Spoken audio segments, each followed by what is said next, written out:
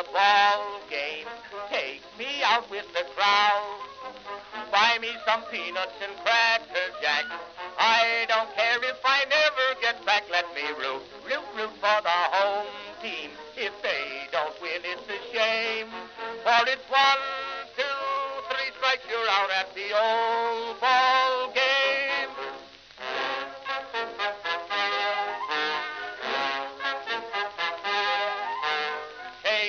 Casey saw all the games, knew the players by their first names, told the umpire he was wrong all along, good and strong. When the score was just 2-2, Casey knew what to do, just to cheer up the boys she knew. She made the gang sing this song. Take me out to the ball game, take me out with the crowd. Buy me some peanuts and cracker jack. I don't care if I never get back. Let me root for the home team. If they don't win, it's a shame. For it's 1, 2, 3 strikes, you're out at the old ball game.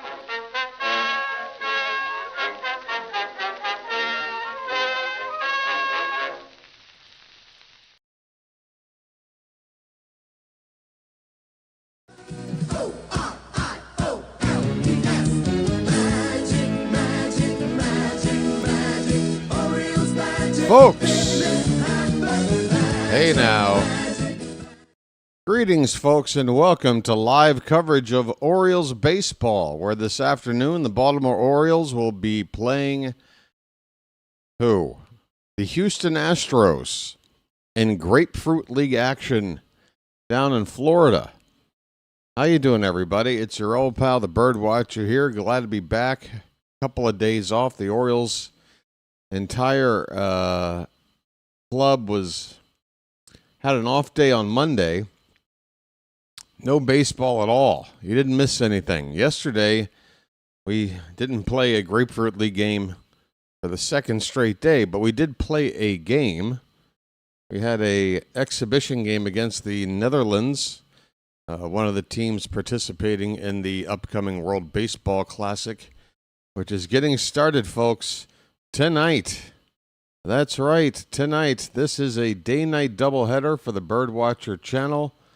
Going to be calling this Orioles Astros game here in the afternoon, and then 10 p.m. tonight out in Tokyo, it's going to be Chinese Taipei against Australia in the opening game of the World Baseball Classic 2026. Right, but first things first. Baseball here in North America. We got a Wednesday afternoon game. We are at home? We're back home again. We're back home at the Ed Smith Stadium, folks. Temperature is in the mid-80s, partly cloudy skies. And on the mound today, Shane Baz will be making his second appearance. It's the first time I'll be able to watch him in a televised game. First appearance, we can only see glimpses from our social media feeds of a pitch here or a pitch there. This will be the first chance to see Shane Baz pitch uninterrupted. So looking forward to that. In his first appearance, he went 2 1/3 innings. Looked pretty good. Walked a couple of guys in that first inning, but pitched around it with 3 strikeouts and had 4 strikeouts in total without giving up a hit in those 2 1/3 innings. So 0 ERA, whip under 1. We love to see it. For the Astros, a left-hander, probably not going to be in their starting rotation, but he is on the fringes. Might see him make starts here or there for Houston this season, depending on how their rotation stays healthy and effective. But it's a left-hander by the name of Colton Gordon. Very baseball-sounding name, Colton Gordon. This is either his second or third appearance. He's gone 3 innings in the spring with an ERA of a flat 3. 2 hits and a walk. with a home run being one of those 2 hits, 1 strikeout in 3 innings. Doesn't look like an overpowering guy to me. And let's take a look at these starting lineups. I do believe I advertised this as a monitoring Mayo game, so I'm hoping he's in the lineup. Okay, good. He is. I had to guess. Some of these thumbnails, well, some games are coming up like 3-4 days from now, and I'm just guessing what the storyline's going to be, making the thumbnails. But I got to get ahead of this stuff, folks, with doing games in the daytime and nighttime. 2 different. We got the Grapefruit League and we got the World Baseball Classic. It's just a lot's going on. I spent a lot of yesterday just trying to prepare for these events. And yeah, I thought Coby Mayo would be the guy to focus on today. He is in the lineup. So let's go with the visiting Astros lineup first, because I'm going to struggle with this the most. In fact, let me just see if I can pull up this on their official Twitter feed, because I'm only seeing last names, and there's only 3 or 4 of these guys who I know by first name too. I don't want to just read off last names if I can help it. Let's see if we got a lineup card here that's got... Oh, this is probably not worth the time it's taking already. Huh. That's odd. Very slow moving Twitter feed right now. I'm not seeing anything. All right, let's just get into this. The lineup. Oh, let me close the Discord. Don't want that open. Hunter Green is going in for an MRI in his elbow. Good grief. Man down, man down.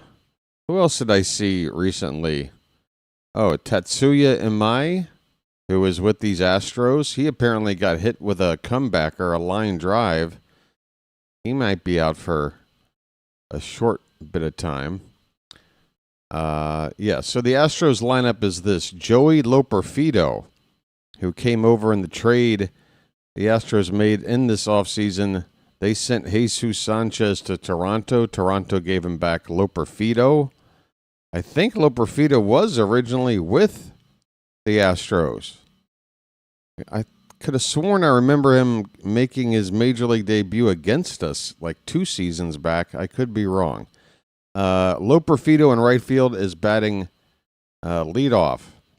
Hitting second is Bryce Matthews. He is in... Oh, boy. I just clicked back. There it is. He's in second base. Sullivan, the center fielder, is batting third. That's Patrick Sullivan. I have to click through to get these first names. It's not a smooth lineup card read. Let's just go with the last names. It's Winkler at third base hitting cleanup. Spence is in left field batting fifth. Frey, the DH, hitting sixth. C.J. Alexander, the first baseman, will hit seventh. Unroe, the shortstop, will hit eighth. And finally, Salazar, the catcher, batting ninth. For the Orioles, the team you care about. Yes. Yes. Leading off in center field, it's Colton Cowser. Taylor Ward in left field will bat second. Taylor? Adley Rutschman hitting third and doing the catching. Let the clutch out gently, okay? Ryan Mountcastle, cleanup hitter at first base. Okay, mount up. Pete Alonso gets a chance to just swing a bat. He's DHing today. A polar bear stirs. Blaze Alexander will play shortstop as Gunnar Henderson's off to play for the World Baseball Classic. Blaze will bat sixth. I do believe I'm on fire. Heston Kjerstad in right field will bat sixth. Shh. Coby Mayo at third base will hit eighth. Just get it all on there. Just nice and smooth. And finally, at second base, batting ninth, it's Tyro Estrada, who's 0 for 7, still looking for his first spring hit. That's Cowser in center, Ward in left, Rutschman behind the plate, Mounty at first, Alonso DHing, Blaze at short, Kjerstad in right, Mayo at third, and Tyro, not Aaron Estrada, at second base. All right, we are still a few minutes away from the top of the hour. But guess what? My stream is up and running. No fidgeting, no futzing about. I'm ready to go. All right, don't take that out of context, folks. Come on now. Hey, the Charm City chat. There is nobody on the vertical side. Somebody maybe go in there and just say a hello. Let them know it's okay to chat it up. We've got nobody here. Good grief. I go away for a couple of days. It's not my fault. If there was a game I could call, I would have done it. Chilo is here. Ken Bates is here. Phantom is here. Vonnie is here. All right. Let's pick up the slack. I'm sure a lot of people just don't want to be around for this pregame nonsense. Apparently, I'm just not interesting enough to be around for that sort of thing. 1 o'clock, 2 minutes. All right, null hypothesis is here. I might as well sneak in a lucky while we wait for people to show up. Ugh. Folks, not going to lie, the readjustment period of getting back to this, I can't even call it a sleep schedule, a sleep non-schedule. But there's still a lack of pattern within, a lack of pattern is in itself a pattern, right? And I'm just trying to reacclimate into this whole thing. It's a test. David Blaine, I dare you. Are you too old to do stunts? I dare you to do what I do.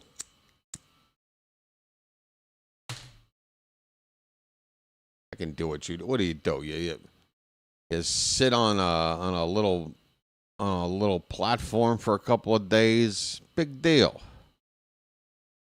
You sit in a block of ice. I can do that. Everything you do just involves you just laying there for a long time. I can do what he does.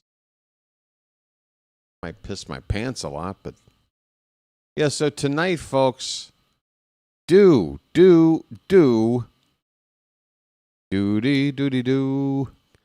Come on by for the World Baseball Classic. It's going to be hilarious. I took a look at the rosters for Team Australia and Team Chinese Taipei, a.k.a. Taiwan. And, folks, it's going to sound like I'm trying to order from a takeout restaurant later on tonight, probably. It's going to be a mess. But I'm looking forward to it. Just some competitive baseball. Baseball where something is on the line. The first one of those in 2026. Team USA will begin their World Baseball pool stage against Brazil. And that is tomorrow evening, if I'm not mistaken, at 8 p.m. So we have a doubleheader tomorrow. I believe Orioles Cardinals. That'll be a 1 o'clock game here on the BirdWatcher Channel. And 8 p.m. Remember, it's 10 p.m. tonight out in Tokyo. 8 p.m. tomorrow from Dakin Park. You used to know it as Minute Maid Park. You might have remembered it being Enron Field.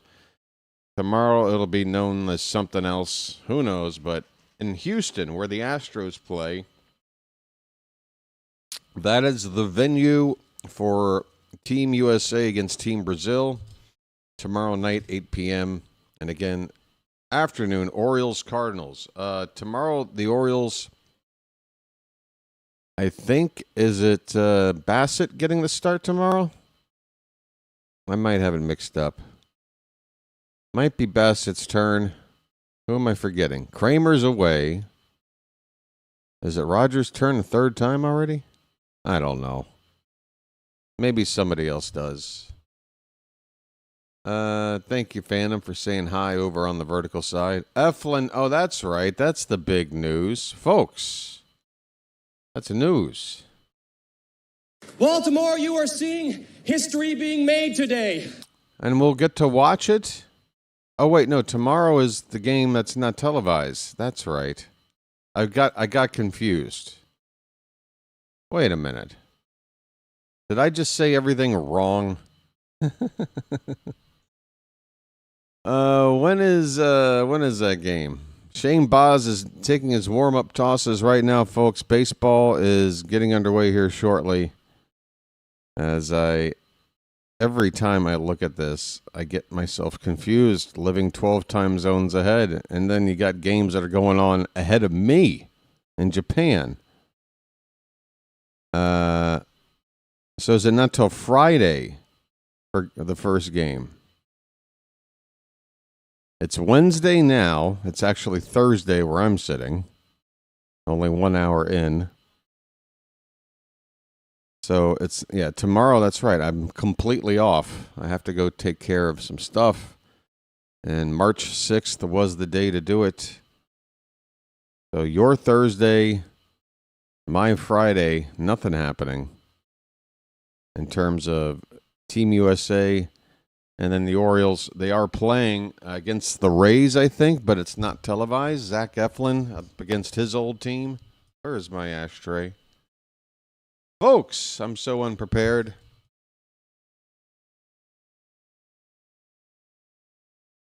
Oh, right there in front of you. Yeah. So, never mind about what I said about tomorrow. There's nothing happening on my channel.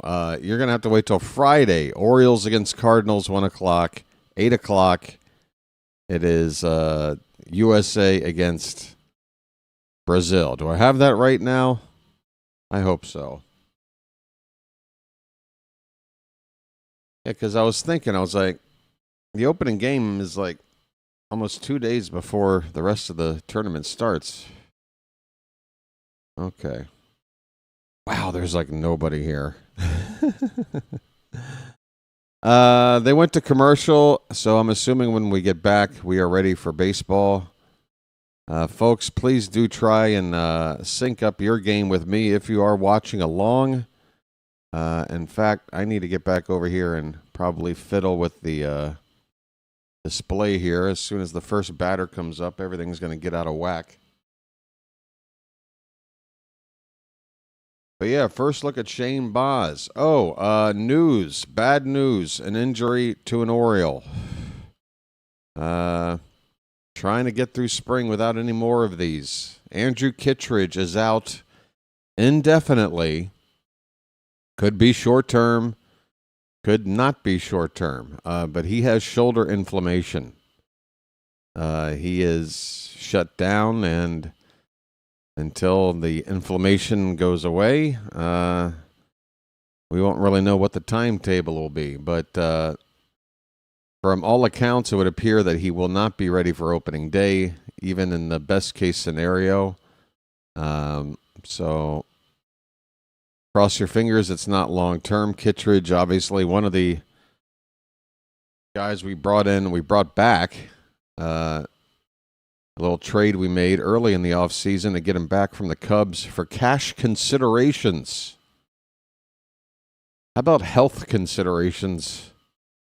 Shane Boz, 10-12 last year, ERA just under 5 with Tampa. That doesn't sound impressive, but he pitched in a rinky-dink ballpark for half of those starts. And he's got good stuff. He's got probably the hardest fastball in this rotation right now, topping out about 97. Hey, speaking of throwing the ball hard, here's another note that I want to pass along that's a good news. And that is Grant Wolfram. Against the Netherlands yesterday, Wolfram pitched another really good inning. His sinker was topping out like 96 plus, averaging or rounding up to about 97 miles an hour. Folks, we're ready for baseball. Boz is ready to deliver the first pitch to Joey Loperfido. And Loperfido flies one out to left down the line, right near the foul line, going into foul ground. Taylor Ward makes the catch. One pitch, one out. Easy peasy, lemon squeezy. Shane Do you Boz. agree with that sentiment? Oh, no. And it's time to adjust this display. Hang loose, blood. Just hang loose, blood. You're going to catch you on the meta side. What you talking about, mama? Ain't no meta rap. Cut me some slack, Jack. Jabba don't want the help. Jabba don't get the help. Sorry. Here's a first pitch strike. The batter number 2, Bryce Matthews.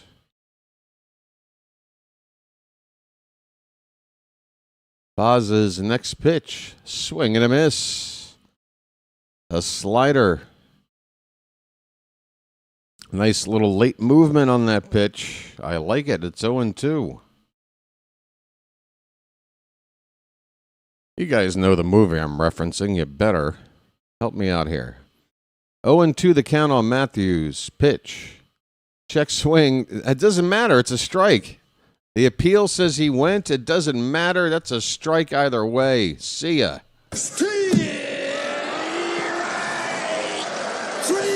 Well, y'all come back now, you hear? Well, y'all come back now, you hear? I mean, maybe it was outside by an inch, but it's a nice frame there by Adley, and I think if we didn't get that call, we might have challenged. 2 down, nobody on. Here is batter number 3. And he loses his bat on a swing. Okay, we like to track whiffs. With Shane Boz, you have to track flying bats. Gentleman in the crowd is sitting there with an unexpected memento.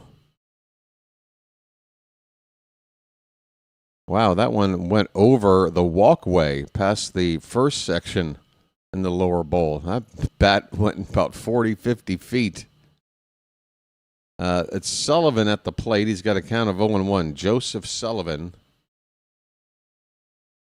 hit .220 with 17 home runs last season in the Astros farm system. 0-1 pitch. That is belt high, but maybe a little bit high, maybe an inch or 2 outside. 1-1 the count. And don't call me Shirley.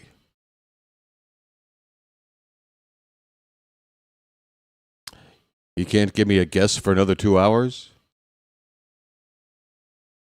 That pitch is low and in. It's 2 balls and a strike.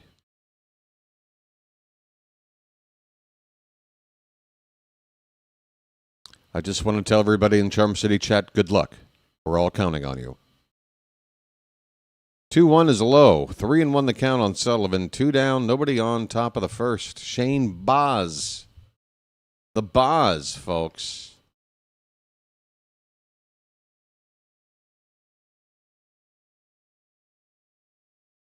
Stone cold.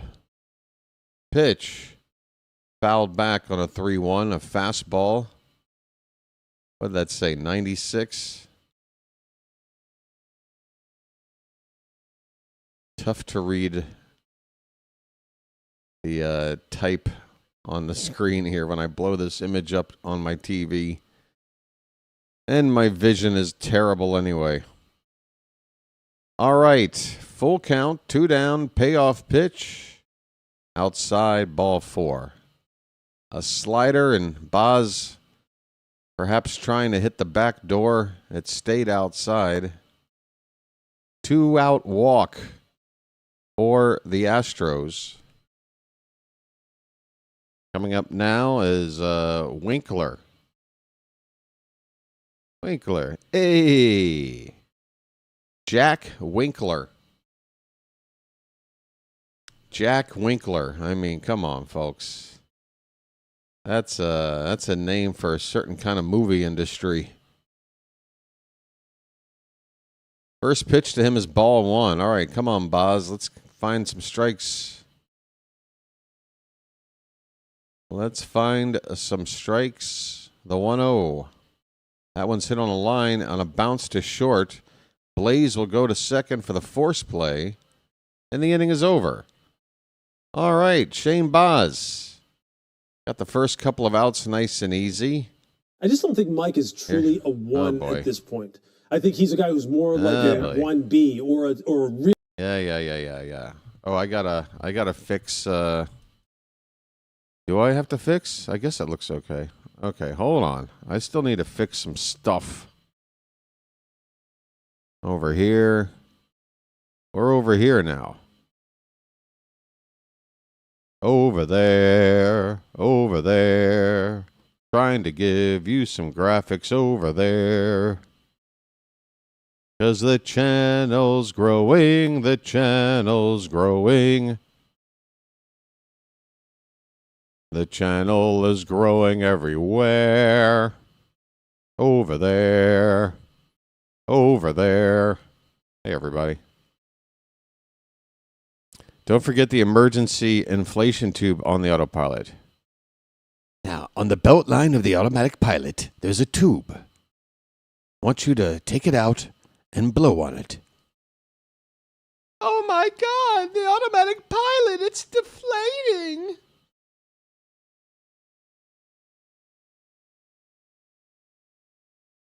Yeah, I think I've seen that movie too many times. Too many times. Ah, boy.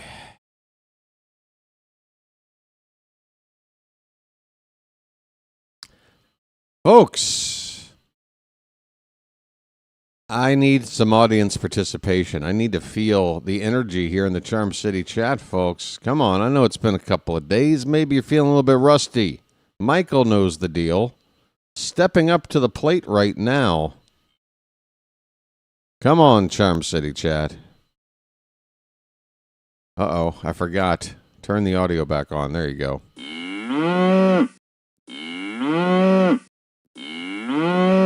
Colton Gordon, lefty on lefty. First pitch is low to Cowser. We're in the bottom of the first.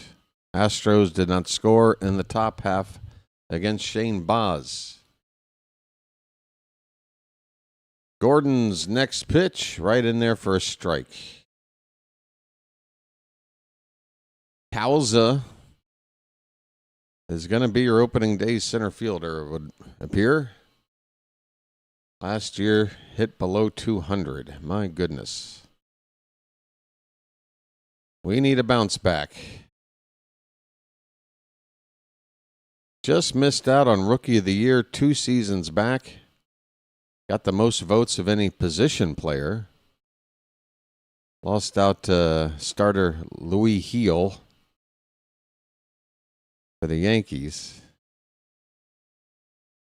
Heel didn't exactly follow up his Rookie of the Year campaign with a great sophomore season. But Cowser really went backwards. 2-2 pitch off the plate. We got a full count, folks. Cowser looking like he's pretty comfortable in the box. Here comes the payoff pitch. Swung on. That's hit hard. He's out in front of it, though. Going to hook it foul down to the corner. But nice turn on that pitch. He turned. He almost burned. And what's going on with my stream here? Okay. Stay right there. 3-2 pitch. Swung on, fouled back. Nice long AB. At least 8 pitches to the first Oriole hitter today. I like long ABs from our leadoff hitters, even if it doesn't materialize into something. Here's a ground ball, first base side. Bourgeois gets out the way of another foul ball. And Cowser looks like he chipped part of his bat. He needs a new piece of lumber. First panoramic shot of the ballpark today.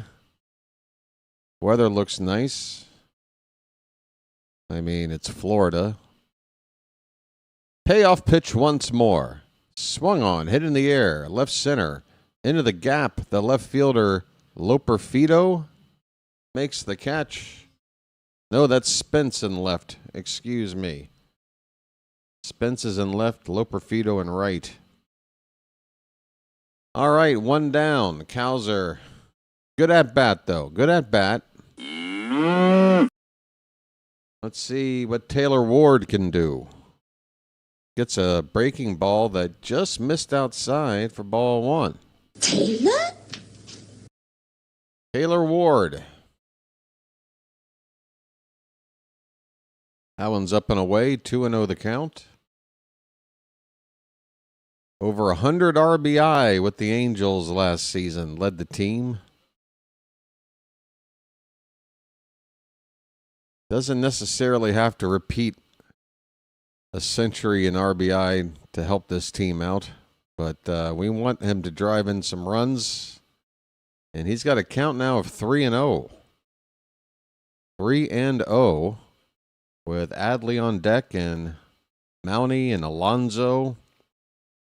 That is not close. Take your base.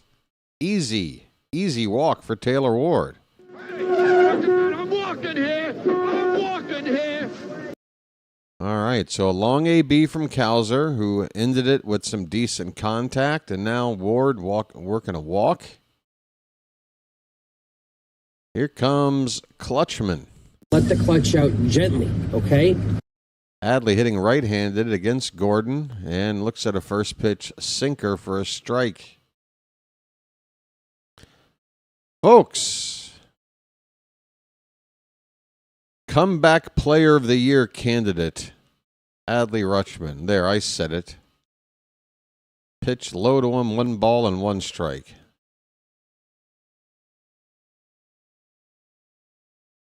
A lot of guys you expect to do better than last year, but man, if Adley can get back to that all-star level, woo! 1-1 pitch is low, 2-1.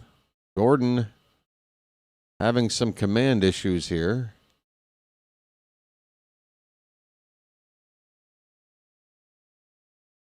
What was that, like a 9-pitch at bat and then a quick walk, and now behind here. The count is now 3-1. That pitch just missing. 3-1, and that means our first bugle of the day.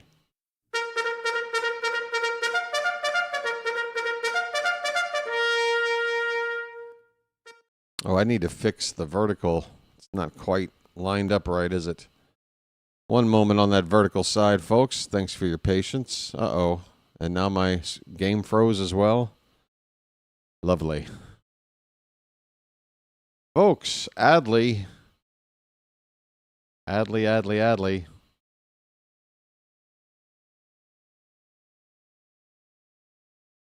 What's going on, game? Come on. You were doing so well.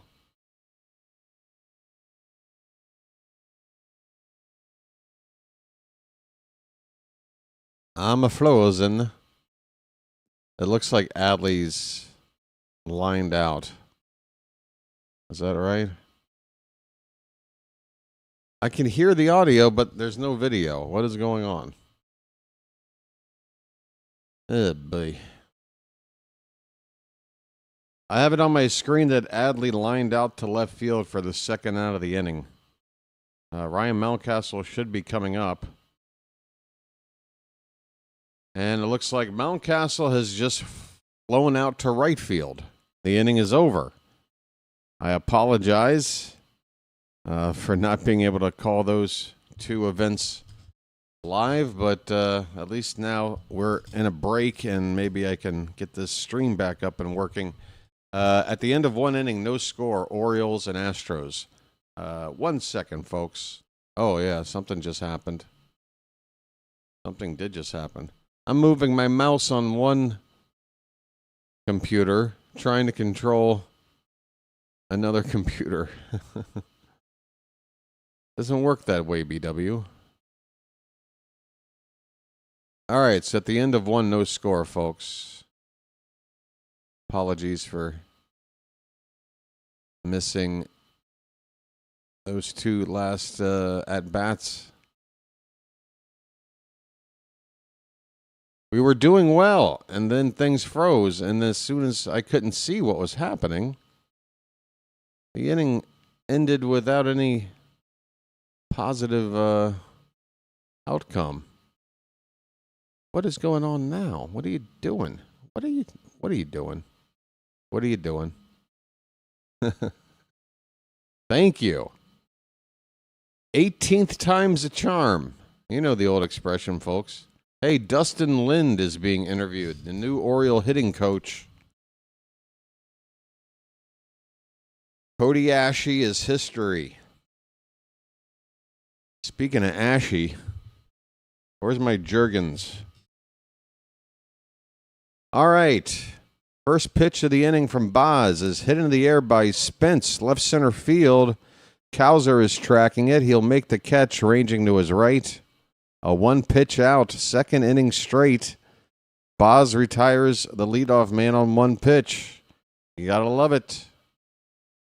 We're working counts. They are making quick outs.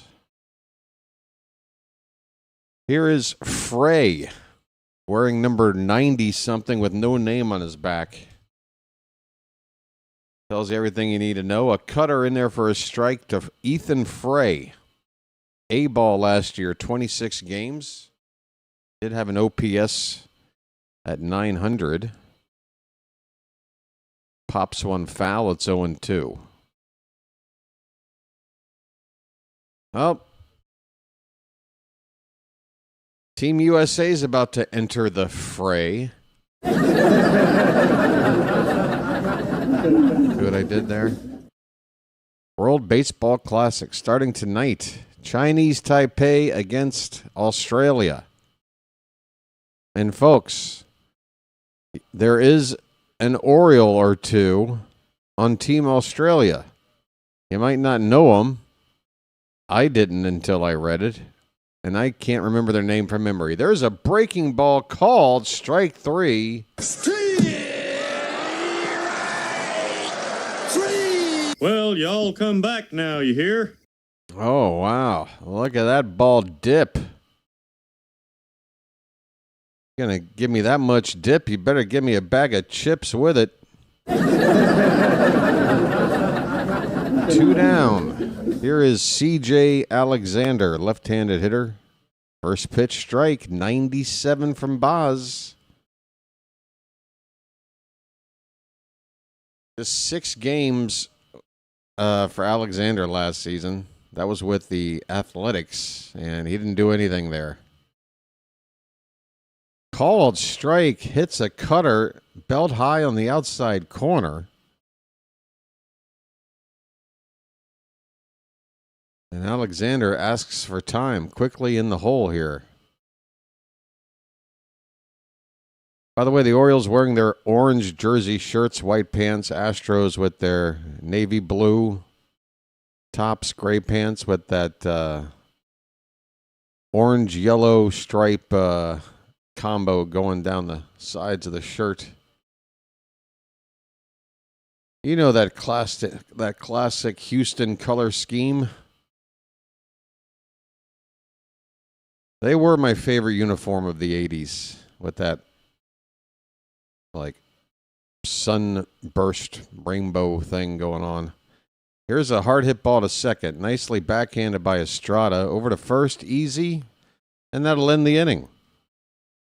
Shane Boz has an easy second inning and looks sharp through 2. We go to the bottom of the second. No score. It'll be the Polar Bear to lead it off. Blaze Alexander and Silent J to come. We got the Polar Bear. We got Blaze.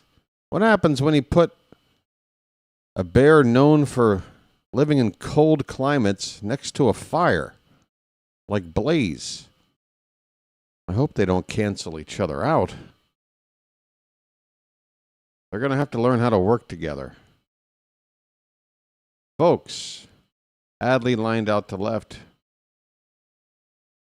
We should get some subtle elevator music for end-of-inning breaks. I mean, I used to have it in the first season, Slater, and then I had to get a new laptop, and I thought I had moved everything, including all my soundboard stuff, over to the new one, but that music just somehow went missing. And I went back to the same place, this royalty-free, quote-unquote, area for music for that very purpose. And I picked a song. I used it, and later that night I got a copyright claim from YouTube saying remove the song or you're going to be demonetized. And I'm like, why? This thing says explicitly that this is good to use. So I said, all right, fine, whatever. I went through the library. Again, from the same place I picked a song that worked fine for the entire first season. I went through that library, spent an hour just like trying to find just the right piece of music. And I'm like, all right, this is the one. Put that into my soundboard, started using it the next game. And later that night, got another copyright claim from YouTube. So, long, uninteresting story short, I guess I'm a little hesitant to even try any music that's not already in my board for that very reason. Pete Alonso is up, folks, and he's got a count of 0-2 already. Gordon's pitch is high. 1 ball and 2 strikes to Pete Alonso. A polar bear stirs.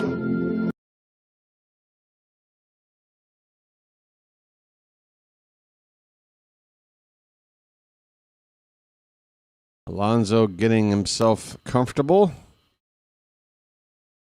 A 1 ball, 2 strike pitch. That's a hair low. Excuse me, a hair low. YouTube bots doing bot things. Dag nabbit. 2-2. That's in the dirt. We got a full count on Alonso. A polar bear stirs.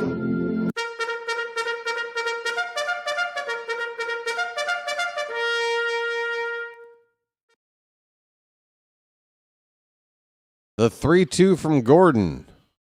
That is just a bit low.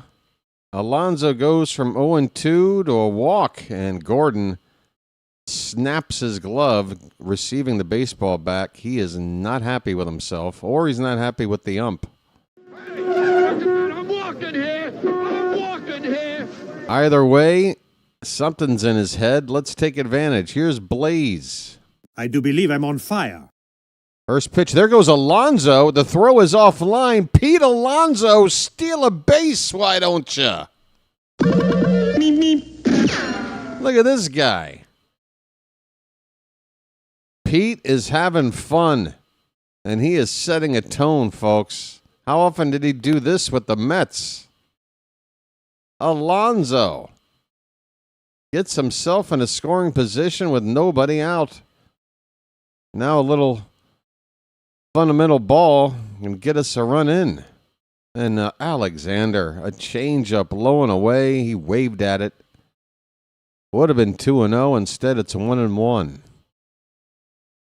Come on, Blaze. You should be looking outer half of the plate. Hit the ball to the right side. But not that far outside. Blaze swung on and missed. It's a ball and 2 strikes. Come on, Blaze. Know the situation. That's a big swing when we just need a little contact right now. Shorten up. You got 2 strikes. This is a new team, and I want this philosophy to stick. We need to have productive outs. Here's a ground ball on the left side. Alonso is frozen at second base. Shortstop over to first in time. And that is not a productive out.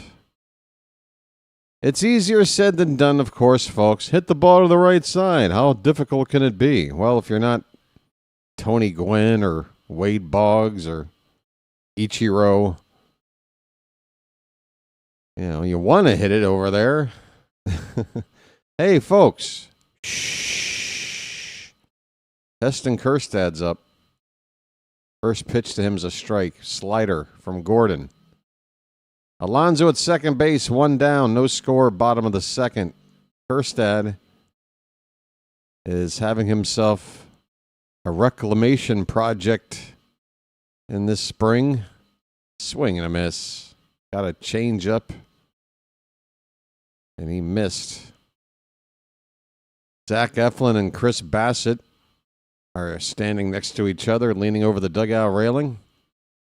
A couple of veterans in this rotation. 0-2 pitch. Boy, Kjerstad.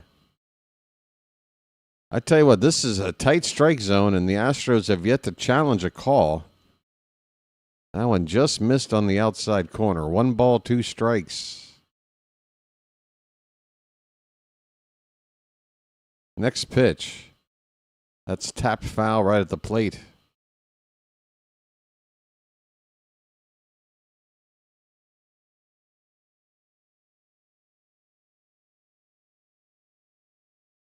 All right, 33 pitches from Gordon with 1 out here in the second inning.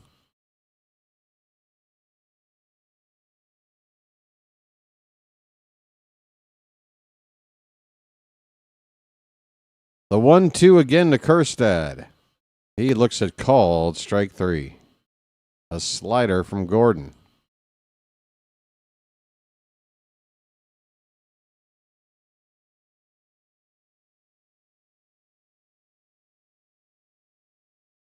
After allowing Alonso to reach, Gordon appears to be a little more locked in. He's got 2 down now. Alonso still at second base after stealing it. Here's Coby Mayo. Big swing and a miss. Yeah. Suddenly Gordon looks sharper. Slider looks a little tough to hit. 0-1 the count on Mayo.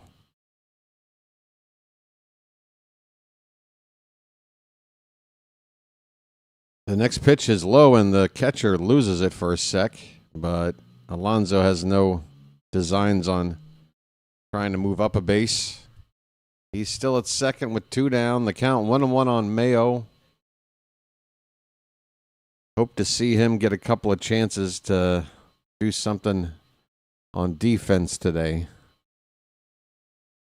Last time I saw him, he made a really nice play. Check swing. Didn't go around. Oh, he did? Either he went or maybe a foul tip or something. 2 strikes on Mayo. Of course, Mayo doesn't have to be spectacular at third. He just needs to be serviceable, not a liability. And I think we'll be okay with that. 1-2 pitch. That one is fouled away. Up and in on Mayo. Well, not a whole lot of action, but we're making the opposing pitcher close in on 40 pitches, only in the second inning. This is number 39 here. And that one is low. 2 balls and 2 strikes. So 20 pitches per inning. You can make the opposing pitcher do that. That's usually a good sign. If you're not producing runs now,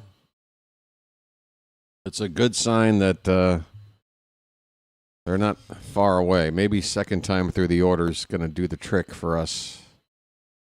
If this guy stays out here.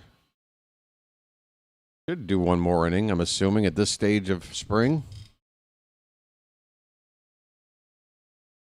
2 balls, 2 strikes, 2 out, runner at second base. Deuces are wild. We're in the bottom of the second. Gordon leans in. He's ready now. A look at the runner and the pitch. Line drive through the hole, left field, base hit. I don't think Alonso's going to try. He's going to try. The throw home is way, way ahead.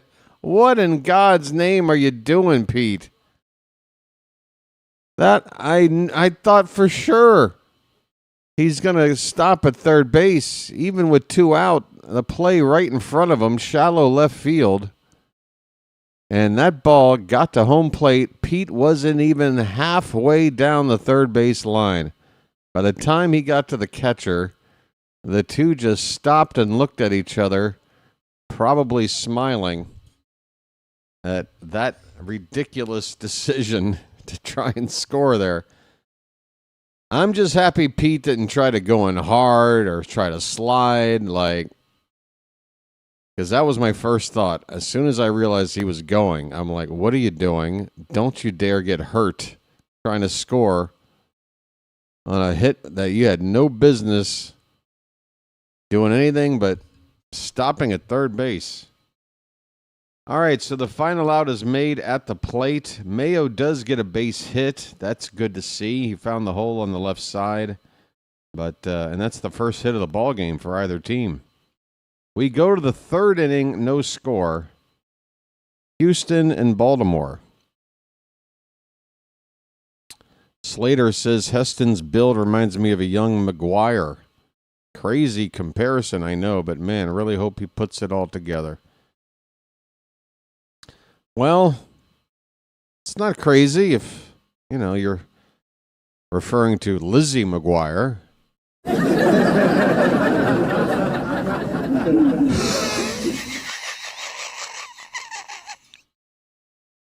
I can't say that I see it, Slater. I can't say that I see it. You're asking me to see a guy hitting from the other side of the plate with about 80 less pounds of muscle, a neck that's about half the size, no goatee to speak of. What else? I mean, if he told me Kjerstad looked like Altuve, I would have been like, okay.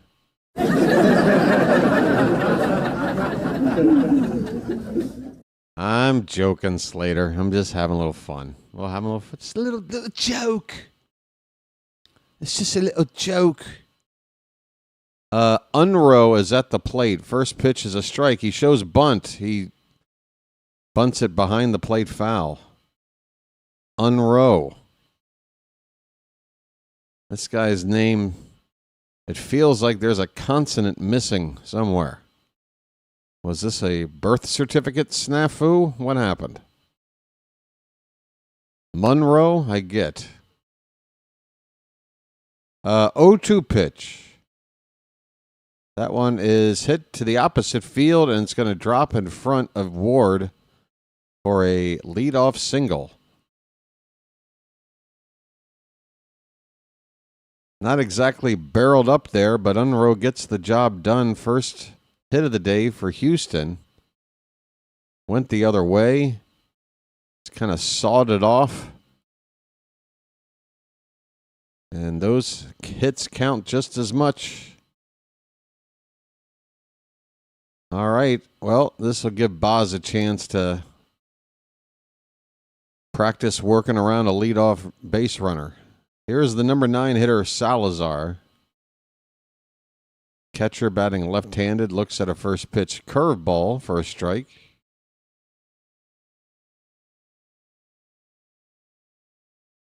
$11 games last year for Salazar. Did not have a home run, just 1 RBI. Boy, this lineup is stacked today. 0-1 pitch, a little bit low.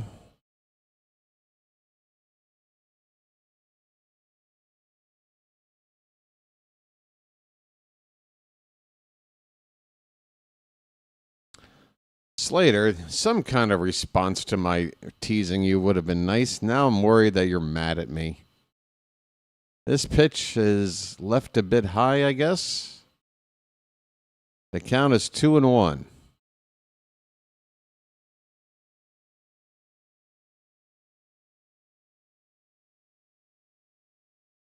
Runner at first, nobody out. Pitch clock down to 3. That pitch up and away. 95 on the fastball. 3-1 on Salazar. Loperfido is on deck.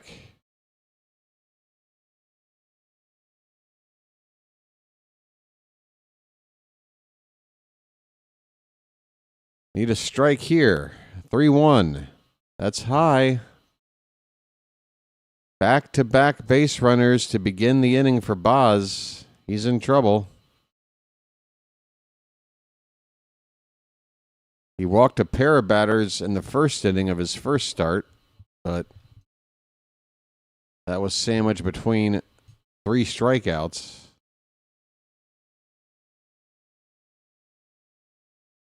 So we need some strikeouts to get out of this mess, particularly the first guy. Try to keep these runners from moving up. Loperfido gets a slider, takes a big swing and a miss.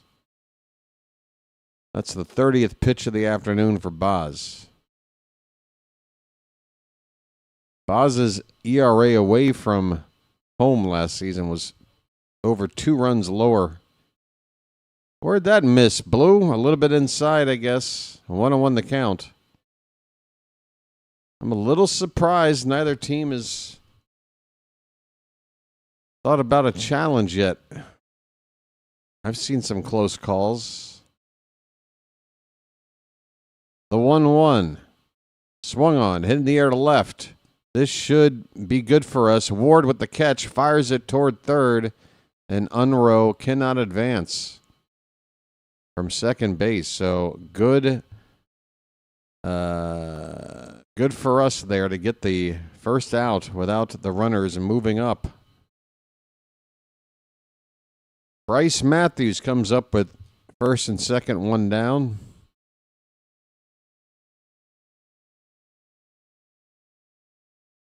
Folks, just a gentle reminder, please hit the like button if you haven't already. Thumbs up at the bottom of your screen. Matthews looks at strike 1. We're also looking to move that odometer, the sub count, get it to tick over another multiplier of 10. 3680. Let's go. Here's a ground ball. That's going to find a hole on the right side and score a run. It's an RBI single. Throw comes back in towards second. And that is... who is that? Bryce Matthews with the 1-out RBI single. Now first and third with only 1 away. And that's the first run given up this spring by Boz.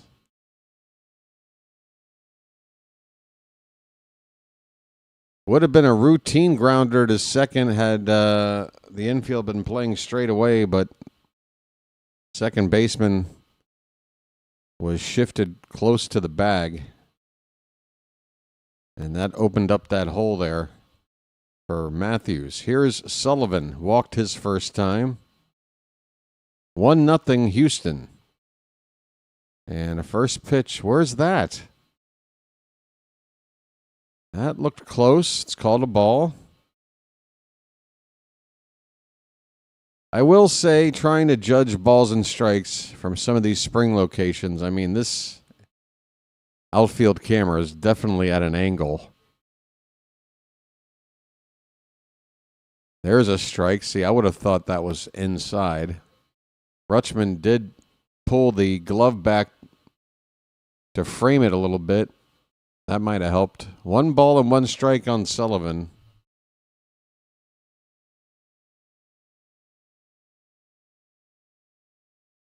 Looking for a double play ball. Here's a check on the runner at first. Matthews back in with a head first slide.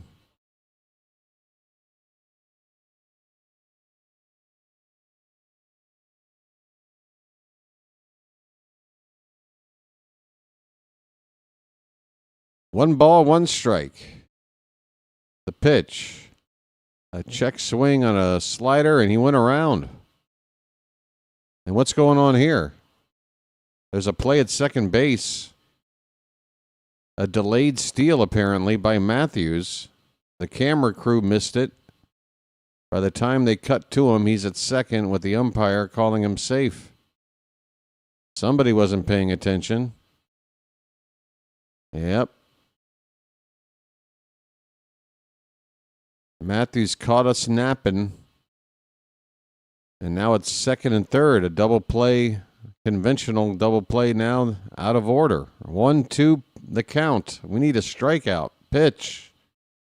Low. 2-2.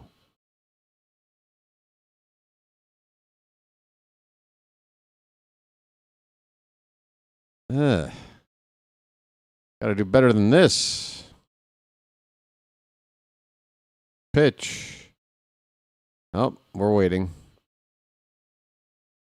Here comes the pitch from Boz. That's high, full count. My, oh my.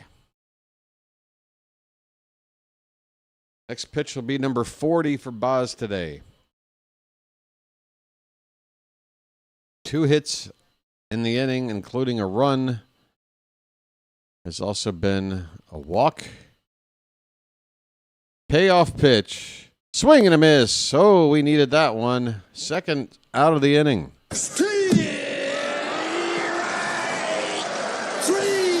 Well, y'all come back now, you hear? Holy cow, I hope we've got a little more excitement in the chat here for the World Baseball Classic tonight. What's going on? It is Wednesday, right? It is Wednesday afternoon. It is as middle of the week as you can get. What's everybody's excuse? What do you want to do? You want to talk? You want to talk about? You want like a topic while we watch? Here's Winkler. First pitch is a ball. Check swing. He went. It's a 1-1. 2 down. Second and third for Houston.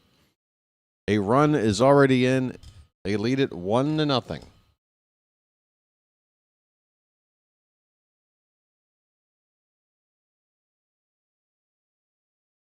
Winkler is 0 for 1. The 1-1 called a strike on the outer half of the plate. One more strike ends the inning, and we'll take it. Could have been worse. I'll take a 1-run deficit. Let's just hold it right here. 1-2. Boy, he swung at a bad one, and it gets away. They need to throw to first to complete the out, and they don't. The runner is safe on a bang-bang play, which allows a second run to come in. Did 2 runs come in? No. 2 runs scored on this play. Oh, my. That is so embarrassing. It's a strikeout. But Adley... the ball gets all the way to the backstop. He nearly got the runner at first. If he does, nobody scores. Instead, 2 runs come in. It's 3-0. Oh, my God. Ugly. What a terrible way to give up 2 runs. On an inning-ending strikeout. Here's Spence, 0-1 on him. Next pitch outside. 1 ball, 1 strike. Runner at first. 3 runs in now. In the top of the third.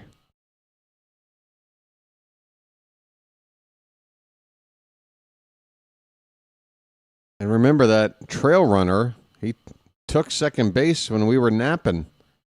After we delivered a pitch between Boz and Rutschman,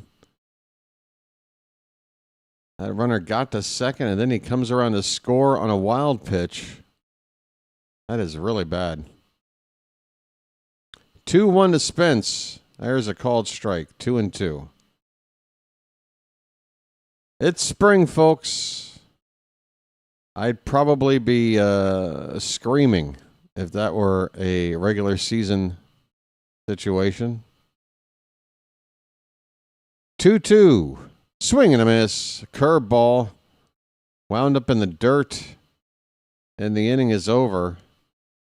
Well, Boz did get the third out via strikeout, but it wasn't the third out. It was a strikeout, wild pitch. Runner reaches, and 2 runs come in on the pitch.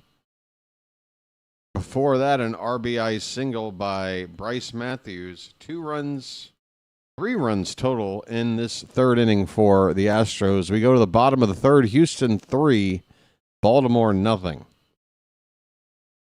After that ugly display, I'm going to take a little bit of a breather. Okay? I'll be right back. Where am I at? Fantastic. Folks.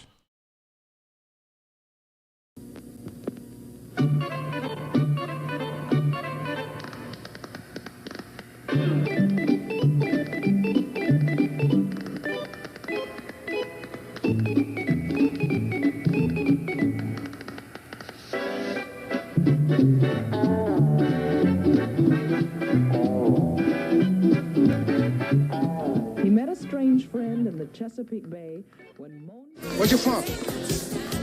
Baltimore. What? Baltimore. Baltimore? What's that? Look, it doesn't really matter, all right?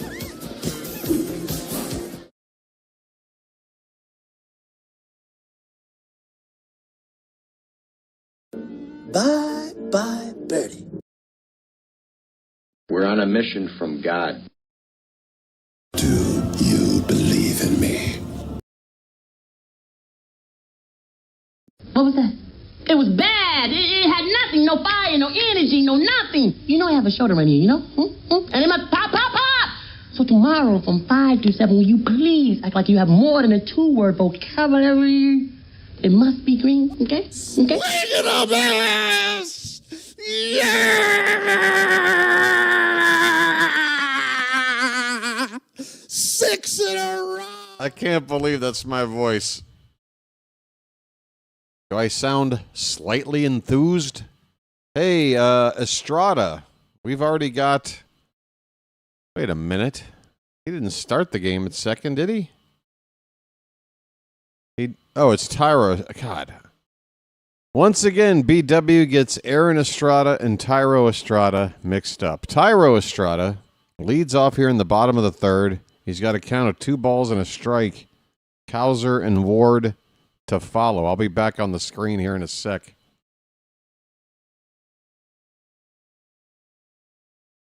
Gordon for his third inning of work. 2-1 pitch, low, 3-1.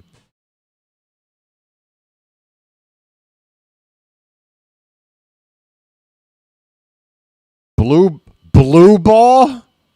This guy's name, right-hander in the bullpen, AJ BLU. There's a fly ball to left. Caught on the run out there for out number 1. Tyro Estrada is retired. There's a guy with a name BLU, BAUGH, Blue Ball.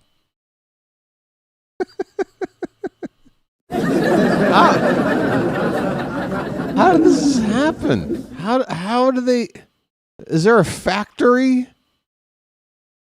Is there a baseball player making factory where like a husband and wife have to get together and decide, well, our kid's got to have some kind of name that's like got some kind of innuendo to it, and then that's how we get to the show.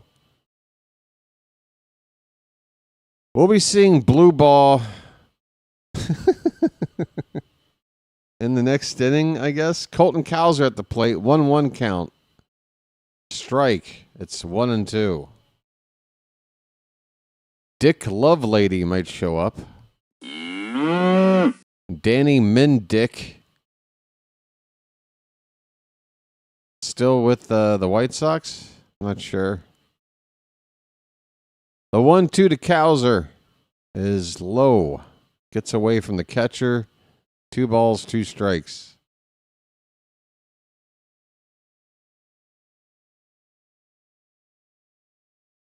Blue ball.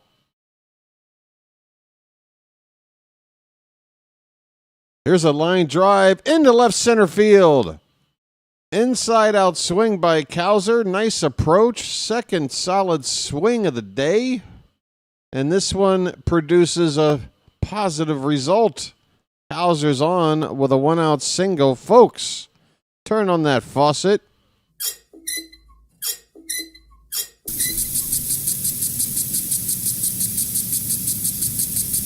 And water that lawn for the cows. And that'll chase Gordon out of the ball game. So he goes 2 1/3. And with 1 out, runner at first, his responsibility. The Astros make a call to the pen. It's going to be blue ball coming out.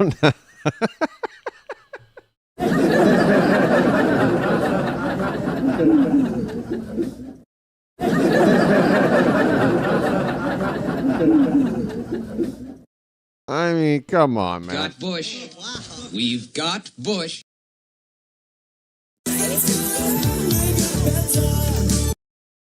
My goodness. Let me have a Diablo sandwich of Dr. Pepper. Make it fast. I'm in a goddamn hurry. All right.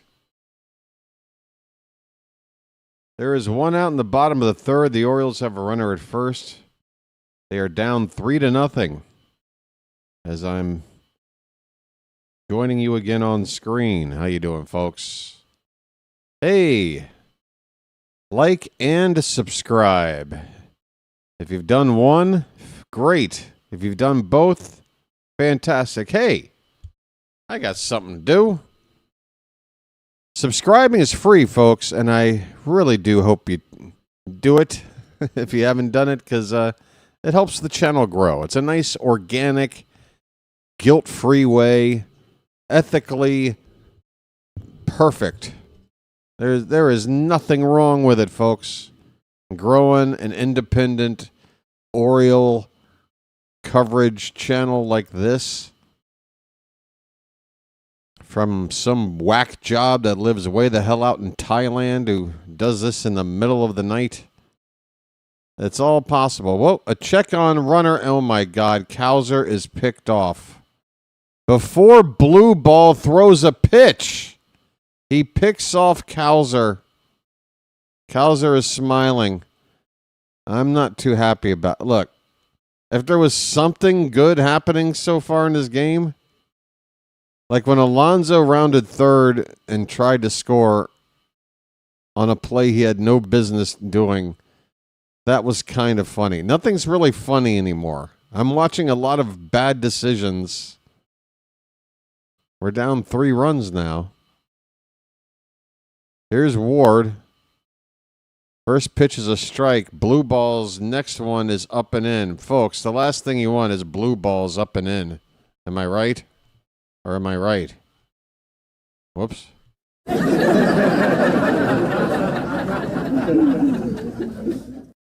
1-1. That is a little tapper right in front of the catcher. Picked up down to first in time, and this inning is over. Well, 3 innings of ugly baseball, but the team is happy, I suppose. All's well. All's well that ends well. Come on now. We go to the bottom of the fourth. Oh, no, bottom of the top of the fourth. Top of the fourth to you. It is 3-0 Houston. Looks like my chat got disconnected for a moment. Hey, folks, if you don't mind, I'm going to do a lag check. I say a number. You type it into the chat as soon as you hear it. It gives us a chance to figure out what the lag time is. All right? You guys ready? Plus, for those of you who aren't chatty, here's a chance to just let me know you're here. And type in a number, okay? Here you go. You ready? The number is 6. There it is. I went there. Where is that number on your keypad? Where is it? Oh, George. Okay, that's not bad. Slater must have had a typo there. Couldn't resist. All right, folks. Thank you. Looks like the lag is okay. And actually, it's also a good test for those that, if you haven't typed a 6 in by now, if you're just now seeing yours put into the chat, that's probably a problem on your end. I said your end.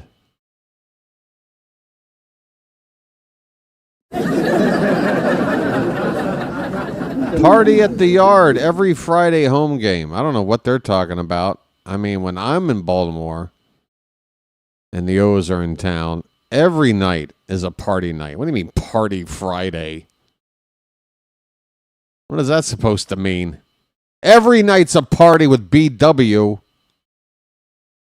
Take it down to the dance club. Where you from? Baltimore. What? Baltimore.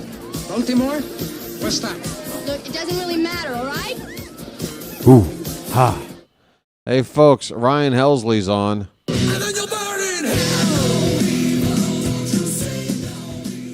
Ryan Helsley, Oriole closer, out for an inning of work.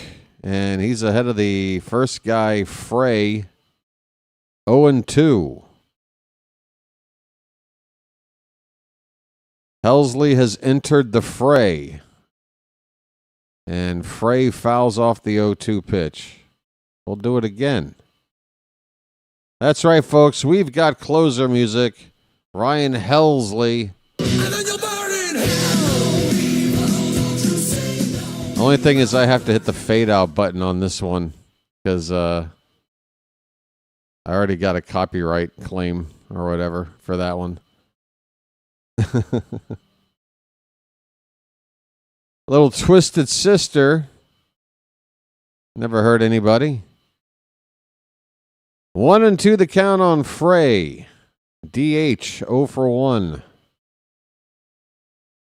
Helsley. Kicks and deals. Oh, called. Strike 3. A slider on the outside edge. Folks.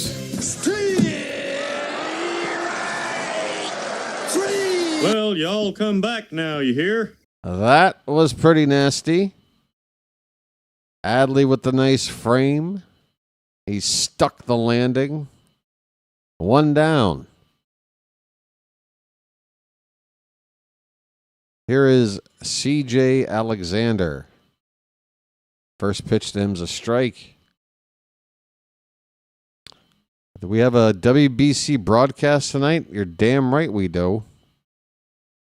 The opening game of the tournament out in Japan, Tokyo Dome.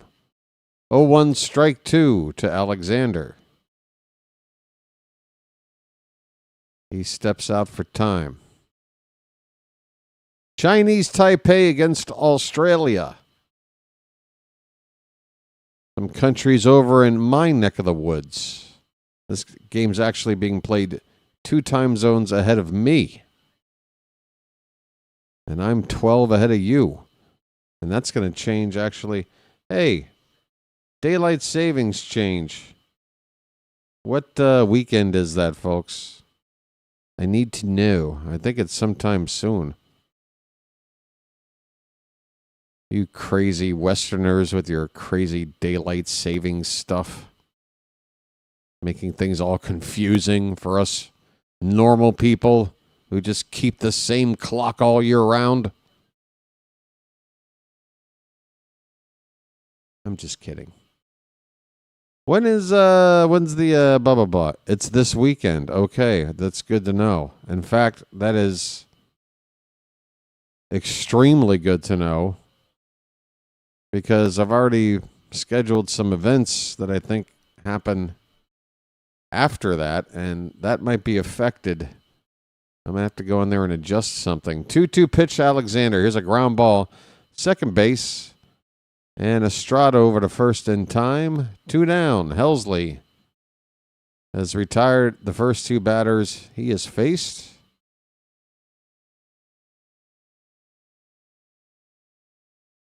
Once again, we're getting a side-by-side comparison of what appears to be a bit of a tipped pitch issue that Helsley was experiencing in his time with the Mets. The Mets. Meet the Mets. Greet the Mets. Step right up and beat the Mets. Unrow is at the plate, 2 down. He looks at a first pitch strike. Base hit his first time up. Next one is a curveball that kind of wrapped around the zone outside. 1 ball, 1 strike. The guy with a Rays shirt on. There's another guy with a Cubs shirt on. You guys in the wrong ballpark today or what? Cubs don't even play in Florida. Damn it, they're in the Cactus League. What the hell are you doing here? 2-1 to Unrow. That's a called strike. Helsley's slider looks pretty sharp.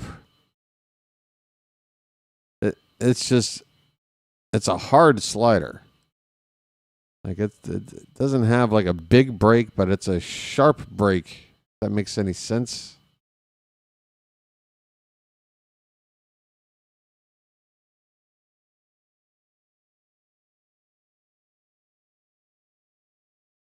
Two and two the count. And that heater is on the outside corner, called strike three.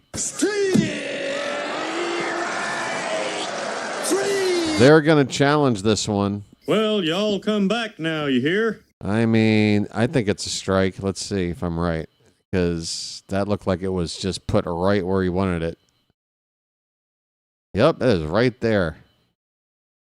So the Astros burn their first challenge attempt on a pitch where the ball was entirely in the zone. Thank you very much.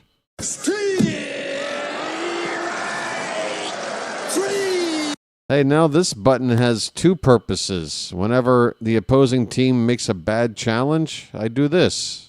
And I want to thank you very much for that. I really do. Yes, yes, yes, yes. Hey, you know what else I've realized? This button, because of the ABS system, is gonna... I'm not going to have to retire it, but I mean... the frequency with which this button is used is going to take a gigantic hit, you would think. Starting now, right? Oh, no, not the bees! Not the bees! Ah! Oh, my eyes! My eyes! It's kind of sad. Do I want the ABS system or do I want this button? Oh, no, not the bees! Not the bees! Ah! Oh, my eyes! My eyes! Hey, let me test something out here. I haven't jumped over to this scene like basically all spring. Is there chat showing over here? I think there is. Looking at the vertical doesn't change. I don't have that much leeway. But yeah. And plus you can see the edges of the green screen worse as well. That's not showing up so hot. I don't know where the ticker is too. Where's the out of town ticker? Where's that out of town ticker? Should be over up there somewhere. I don't know. I guess we'll just permanently be here. All right, Rutschman's up. Blue ball. Curve ball. Strike one. Adley. We need a rally, buddy. Come on. We need a rally, for real. Come on. Let the clutch out gently, okay? I don't want to waste any at-bats.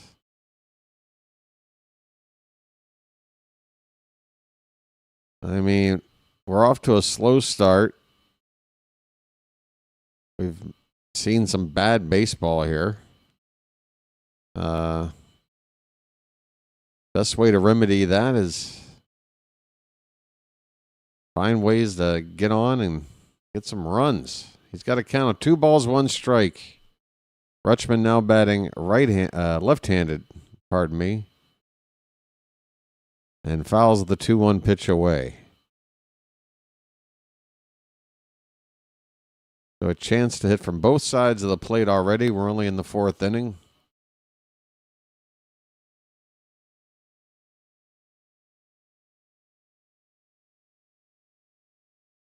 Go, Cubs, go.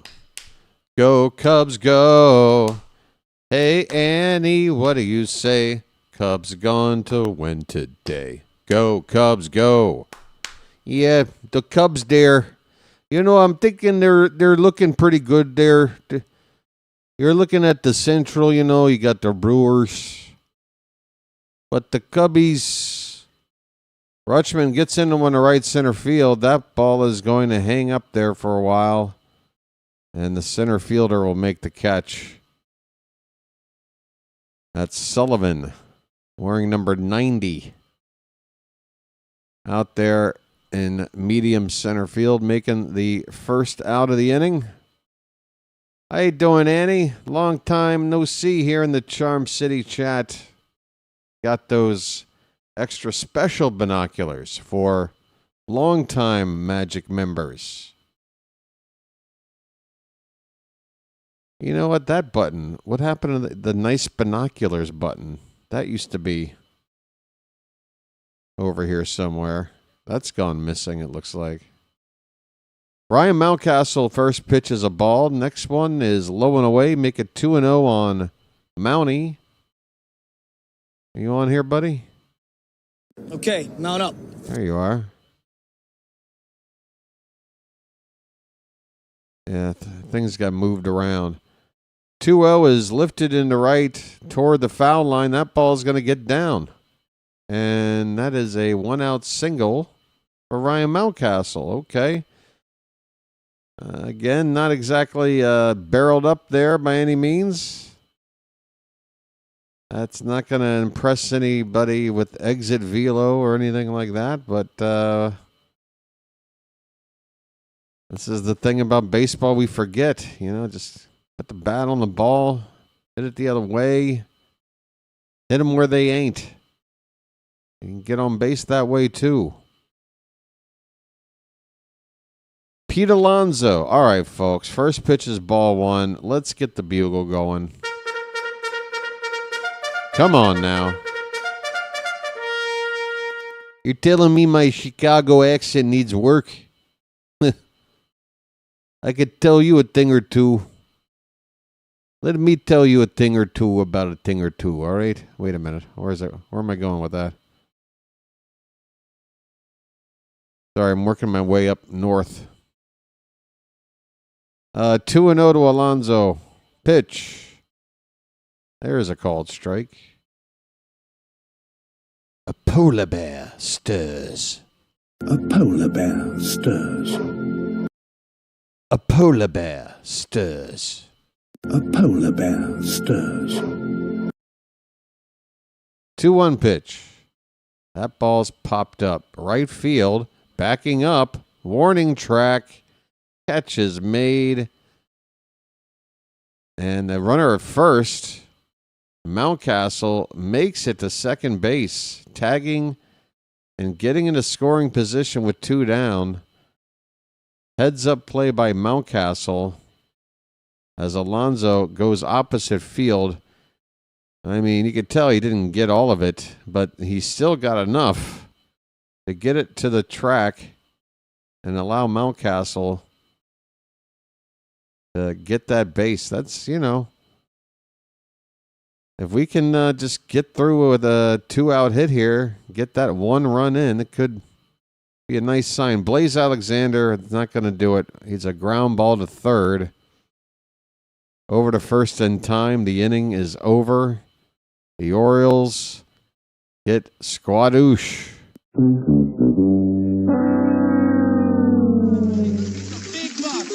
buck, stop it all. Why don't you wake up and smell what you shoveling? Yeah, I mean, I'm not using my umpire buttons enough anymore. Why don't you wake up and smell what you shoveling? This stupid ABS system is making things boring. I say we go back to the old way. I was willing to try it. I already don't like it. I want to argue balls and strikes. It's part of the game. Phantom, you still around, buddy? You know, you were saying something about, your take on this thing and how you don't want close calls that are like microscopically close and how that's kind of And you know, I came back with an answer on it, but maybe I was being a what do you call it, contrarian or whatever. Maybe I was just giving a counter argument for the sake of it. I mean, honestly, big picture, I don't want the system at all. Oh yeah, don't worry about it, dude. Do your thing. We're clearly good in the mod department. My entire chat at the moment is filled with blue checks. Hey, there's David in France. How you doing, buddy? What is going on this evening, or if you're currently in France? Hey, Albanese is talking.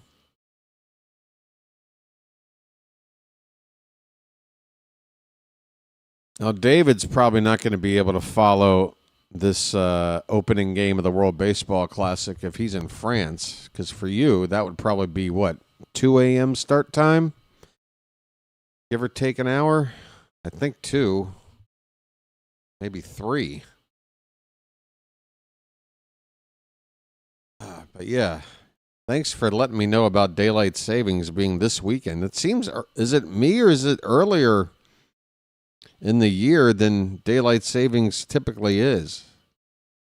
Salazar, the catcher, in the top of the 5th, hits a high fly ball, backing Kerstad up. Few steps in front of the track, he makes the catch out in right field. And that is, excuse me, Salazar, the Houston catcher, flying out. 1 away in the top, excuse me. What inning are we in? I need to refresh this, because we have to be in the top of some inning. Staring at top of the 5th. Thank you. All right, well, if that's wrong, is my scoreboard on your screen correct, guys? Oh, I can't see.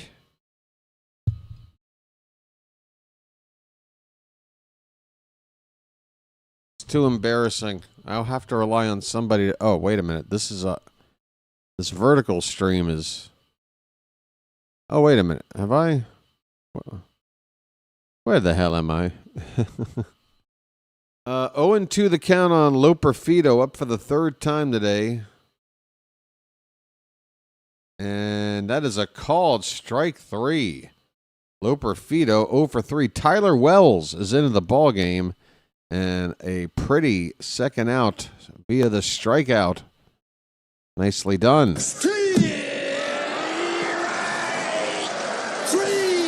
Well, y'all come back now, you hear? Upper scoreboard needs refreshed. Thank you, sir.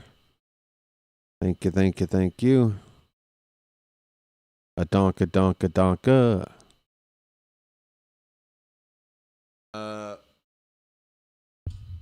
Strike 1 to Bryce Matthews. He's 1 for 2. Had that RBI single to start the scoring today. Swing and a miss on a slider from Wells. Well, folks, Andrew Kittredge, if you weren't here pregame and you hadn't heard the news, Kittredge is going to be out for a while with shoulder inflammation. It is shoulder, right? Not elbow. It is shoulder, not elbow, right? Either way, it is inflammatory. All right? And there is no timetable yet for his return. It could be right shoulder, I think. It was obviously his throwing shoulder. Yeah, ground ball to the right side. First baseman underhand to Wells, who covers the bag in time. Nice spring training drill executed there for the final out. Tyler Wells with an easy inning. And, yeah, kind of what I was getting at. Wells might be done for today already. Is with Kittredge now out of the opening day picture. Looks like best case scenario would be, you know, into the regular season, not long after opening day, but I don't think the wording said officially ruled out for opening day, but everything points to, not going to be available for opening day, and then any amount of time after that, depending on, how quickly responds, because I'm assuming that the shoulder is still currently, trying to like this cropped up recently. Probably just got reported today, and they're probably just in the process of getting the inflammation down, and then the recovery period. But yeah, just cross your fingers it's not long term. But Tyler Wells, sorry, hard for me to articulate. Kind of thinking of something while talking, and I'm like, I can't do it. This is like paying attention to what I'm listening to on the radio while driving. I'm like, am I really driving? I feel like I'm really just sitting here listening to a podcast. Oh, shoot, I'm driving. Yeah, Tyler Wells looks to me like your late inning setup guy from the right-hand side. If Kittredge was that, the money he's making would lead you to believe that's his role. Herstad with a fly ball, first pitch he sees, goes opposite field. That gets to the edge of the warning track, and it's caught out there for the first out. One away in the bottom of the fifth. The Astros lead the Orioles 3-0. Blue ball is out here for more work. And Coby Mayo is up for the second time today. He had a base hit, but unfortunately, Pete Alonso, with 2 down, tried to score from second base on a ground ball through the hole into left field. It was hit hard enough, and the left fielder came in quick enough to where it was clear that not a situation to send a guy like Alonso around to score, but Pete just gave it a shot and was out by about 30 yards. Mayo, that looked like a nice uppercut swing, but the result is just going to be a fly ball to center field. Medium depth for out number 2.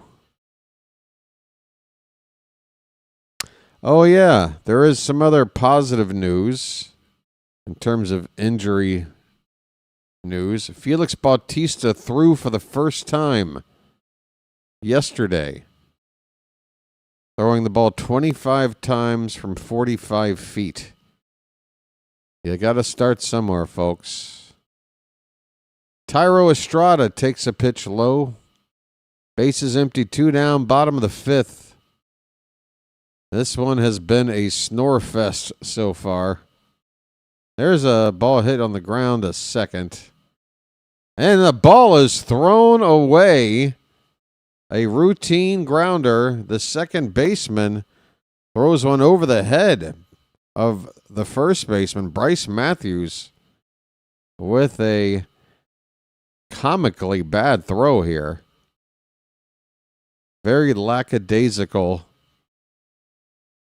sort of throw. And that one went sailing. Sailing takes me away. Hey, Colton Cowser, folks. Pitch in the dirt. All right.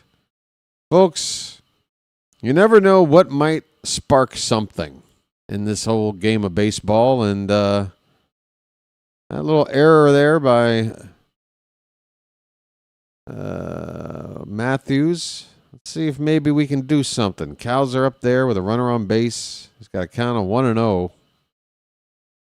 And that's off the plate outside. 2-0. Let's see if we can get to these blue balls.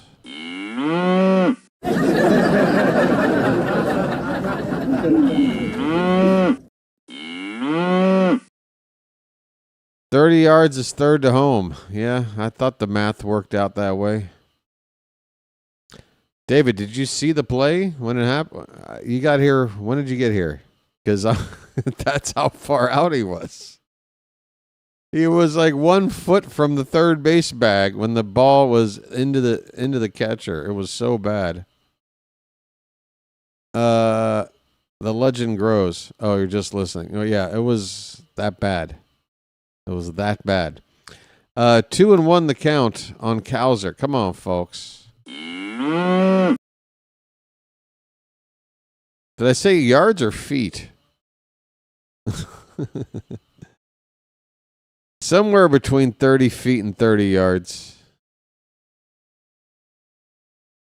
Cowser with a hitter's count. With an utter's count. A base hit here would be utterly fantastic. Come on, folks.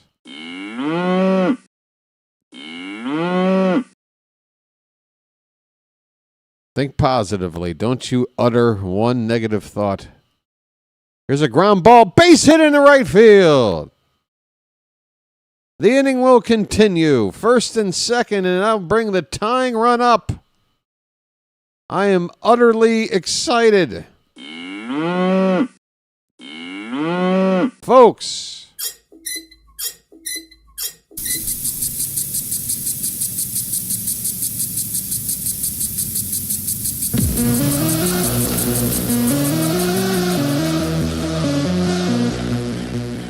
Taylor Ward.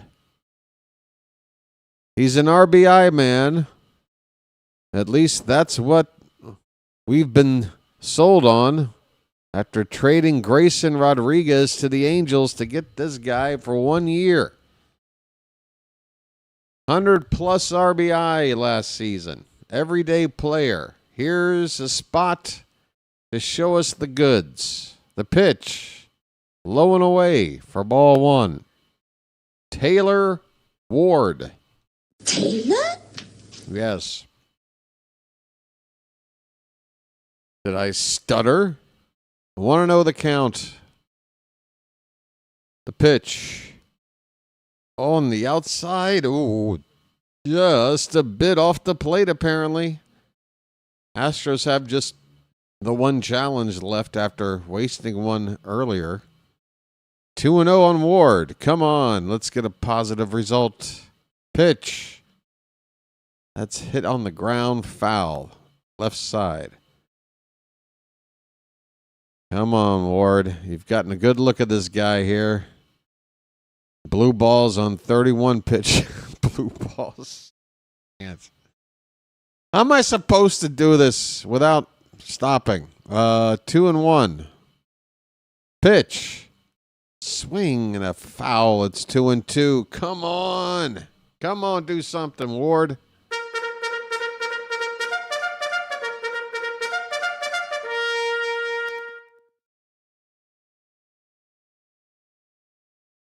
With runners in scoring position, Ward last season with an OPS over 800.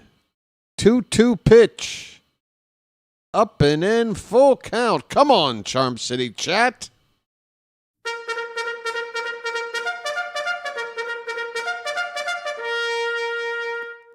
Nice. We've got some people hanging out on the vertical side as well. On point, Gary Reebok. That Mr. Schaefer over there as well. How you doing, folks? Here comes the 3-2 to Ward. 2 down, 2 on. Come on, pitch. Oh, this one's popped up. Get out of... Oh, that's going to be caught. The shortstop and foul ground will make the catch to end the inning. Oh, we don't even put it in fair play. Just a foul pop out with 2 on. And we get nothing. Big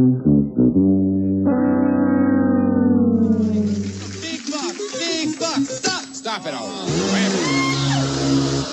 Folks, at the end of 5, Houston shutting us out 3-0. Tell you this, the pitching, despite the 3 runs, you got to like the fact that we've struck out 8 batters through 5. The Oriole pitching staff this spring, as of a couple of days ago, were leading both Grapefruit and Cactus leagues in strikeout percentage of opposing hitters. And this is courtesy of Pigtown Sports. I saw him tweet that out. And then I think I saw an update yesterday that maybe we were in some sort of virtual 3-way tie for that distinction. Still near or at the top of the leaderboard. And here we are again today, putting up very good strikeout numbers. You got to like that. It's 5 from Boz through 3 innings. Helsley had a pair, and Wells with 1 in his inning. So 8 Ks through 5. Yeah, that's pretty good. That's more than half your outs via the punch out for those of you counting at home. All right, it's going to be the 3, 4, 5 hitters for the Astros. Sullivan, Winkler, and Spence. No changes yet except one, and that is Taylor Ward, who made the final out at the plate, has been lifted for Weston Wilson. Wilson playing in left field. We've seen Wilson play mainly third base this spring. Mayo is at third right now. He needs the reps. Ward just got an at-bat in. And we're in the 6th inning now, so Albarnez decided to take him out. So thus begins the tradition of player substitutions in a spring training game. We're just getting started. We're in the top of the 6th. By the way, for the first time this spring, Tyler Wells coming out for a 2nd inning of work. He only had to throw 9 pitches to get through the 5th inning, and he's already ahead of the leadoff guy, Sullivan, 0-2.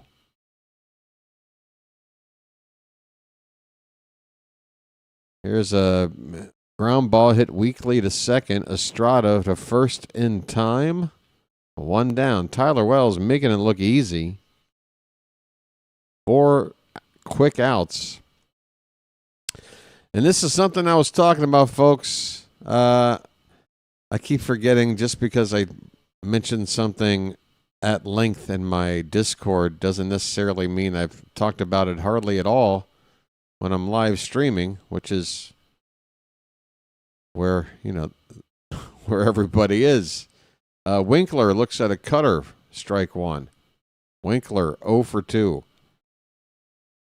The Orioles have apparently embraced the idea of going with a 6-man rotation only as recently as the middle of December. That was not the case. I distinctly remember and have archived evidence of Oriole beat writer Rock Kabatko stating that the Orioles would not adopt a 6-man rotation. 0-2 pitch to Winkler's high, 1 ball, 2 strikes, 1 out, bases empty, top of the 6th, 3-0 Astros.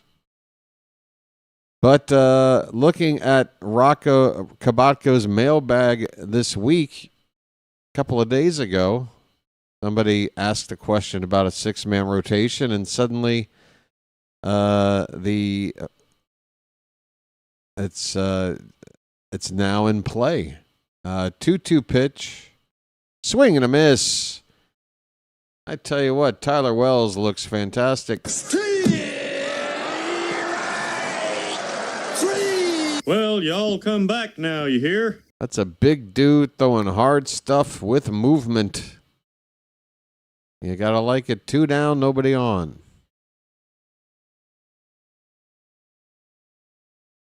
So, why do I bring all this up? Spence, look at that curveball for a strike, catching the bottom inside corner to get ahead of the batter. I mean, you're never offering it that. It's just a free strike. 0-1 from Wells is high. 1 ball, 1 strike. So, the reason I talk about the 6-man rotation, one, I think it's a good idea. I've been championing the concept for months before last season even ended. Before knowing, what kind of pitching we would be bringing in. Now, I do think if we had like a stud, like top 5 guy in the league, a guy like a Skubal or a Yamamoto or a Skeens or somebody of that, somebody that good, or maybe one level below that. You want to pitch him every 5th day, and maybe the 6-man rotation doesn't really make sense. But for a team with a rotation like ours, and you look at the innings numbers that these guys put up in their careers so far, 1-2 pitch to Spence is fouled at the plate. We'll do it again. 2 down, nobody on, top of the 6th. You look at the arms in our rotation, and it makes sense to me, rather than ask 5 guys to make 30, 31 starts, why not ask 6 guys to make about 26? And that'll get those guys up to about 155 innings, 160 innings. Not asking anybody to go 185, 190. We don't really have the workhorse to do that. At least not one that has established themselves to be such. 2-2 pitch to Spence. That one is swung on and missed. Tyler Wells. Another fine inning. 2 innings of scoreless work with 3 strikeouts. See you later. Well, y'all come back now, you hear? All right. So, I have a point to all this. It's a long way to get there, folks, but this is spring baseball, and before all these players start changing, now's the time to get through this. So, if everybody's healthy, and Zach Eflin is going to be making his first start tomorrow, I don't know if he's going to be ready to go for like trip 1 through the rotation regular season, because he's off to a bit of a late start here. Opening day's now, 3 weeks? 3 weeks away. So, but if and when healthy, and everybody else, you're looking at Dean Kramer and Zach Eflin, Shane Baz, Chris Bassett, Trevor Rogers. How many times am I going to do that? And Kyle Bradish, folks. 6-man rotation, I think, is the way to go. What that does do, though, is leave the bullpen one less person. You got 13 arms. Obviously, if you're adding an arm to the rotation, you're subtracting from the bullpen. And if you're going to take an arm out of the bullpen, then you got to ask yourself, well, isn't that going to put more pressure on our arms in the pen? How many times throughout the course of a long season you got to worry about, well, this guy's had to go 2 nights in a row. We can't go to this guy. And I mean, to have one less option is something you have to figure out. Well, how do you justify taking an arm out of the pen and putting it? Yeah, we know it's you, Doug. Nice to see you today. Take care of yourself, buddy. Is there anything you want to do that's not the same shit you do every time you show up? Imagine not being able to handle friendly trash talk. Yeah, I'll try to imagine it, Doug. It's not friendly, Doug. What's friendly about putting in my entire first and last name as your username, as if it's a way to intimidate me or somehow lazily dox me, like try to get people to find me? By the way, I think he tried to send me a Facebook request. There's nothing friendly about stalking, Doug. Because that's what you're doing at this point for months now. There's no friendly trash talk. You're a stalker and a loser. That is what you are. Okay? Just own it, dude. I haven't knocked you out yet, by the way. You want to say something else? You're probably shocked that you haven't been removed yet. You don't have another zinger ready to go? Come on, Doug. Impress me. Adley Rutschman takes ball 4. Folks, we got a leadoff walk here in the bottom of the 6th. I'm walking here. I'm walking here. Dazzle me, Doug. Come on, you're obsessed with me. It's sports, food. Yeah. It's sports. Trash talk is normal. Obsessing over my channel and stalking me and trying to dox me is not normal, Doug. Okay? You get me, Doug? That's the difference. You're a problem. For anybody who has to interact with you in life, I feel sorry for. You have a problem. I'm not trying to dox you. I just used your full first and last name as one of my many usernames as I create new accounts every single time. Who's Doug? I ask that under a different name every time I show up, pretending it's not me. Bro, you are pathetic, dude. Pathetic. And I hope that gives you enough juice to keep coming back for months and months more, you obsessive freak. All right, have a good one. Take her easy. Holy shit.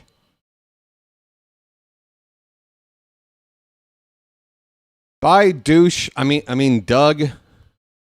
Sorry. Doug. Did your parents name you that after the hole they meant to dig?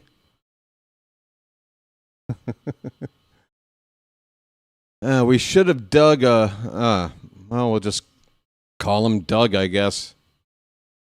Hey, folks. Ryan Mountcastle's at the plate, and the Astros have a new reliever on. It's a right-hander by the name of Ulola. Mounty's got a count of a ball and 2 strikes. Friendly trash talk, folks. This one's fouled away. It's still 1-2. And again, Doug, I've said this now, I don't know, 27 times. Nobody else I'm having a problem interacting with for these several months. You keep waiting for like something similar to happen so you can point and go, see, it's you, man. It's your attitude. It's your problem. No, Doug, it's you. It's only you. It's just you. Okay? Makes sense yet, Doug? Swing and a miss. Mountcastle chases a high one and strikes out. There is 1 away in the bottom of the 6th. And that'll get Alonso up. Will we see something from this offense today? Kowser's got 2 hits. Mounty and Mayo have 1 apiece, and that's it. And a swing and a miss from Alonso. By the way, the rest of Charm City chat, don't worry. Parents aren't arguing here. It's fine. A polar bear stirs. Don't worry. I've just got my little pet toy. I have to remind, who's in charge around here. Is that Honeycutt? Yep. Vance Honeycutt is pinch running for Adley at first base. Vance Honeycutt, folks, he's into the game. Running for Rutschman, and that's the 3rd spot in the order. We're in the 6th, so we should most certainly see Honeycutt get his one at bat. He's looking to go 4 for 4 with 4 home runs. That should be that'll be the moment of the game. 2-1 to Alonso's a strike. It's 2-2. Come on, Pete. Do something, man.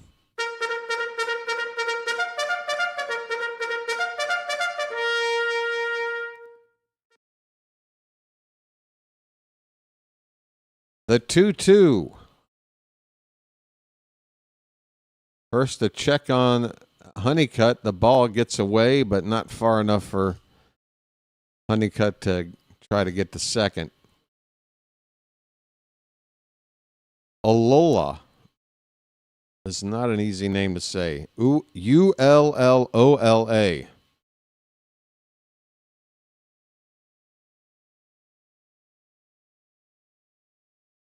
2 balls, 2 strikes. Runner at first, 1 out. The pitch. That's hit hard, but right to second. Oh, it's off the glove, and that's going to be an infield single. That could have been an inning-ending double play. But Bryce Matthews, who's already had a throwing error earlier in the game, not very good glove work here. I mean, had he just handled the ball and gotten 1 out, I'm sure everybody would be okay on the Houston side, but instead, he doesn't get anybody. 2 on with 1 out. Here is Blaze Alexander, first pitch. That is just a hair outside. Are they going to challenge this? The umpire just popped out of his crouch. And that was a close pitch and kind of an important first pitch. They are challenging. All right, BW's vision is working. That is ball. So if I'm right, the Astros have spent both their challenges now. They are out of them. We haven't even tried a challenge call yet, to my knowledge. 1-0 on Blaze. Come on, folks. I do believe I'm on fire.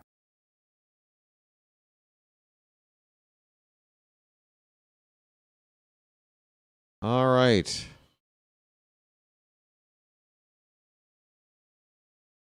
Oh, Chilo, you didn't miss anything. I mean, it's just the same thing.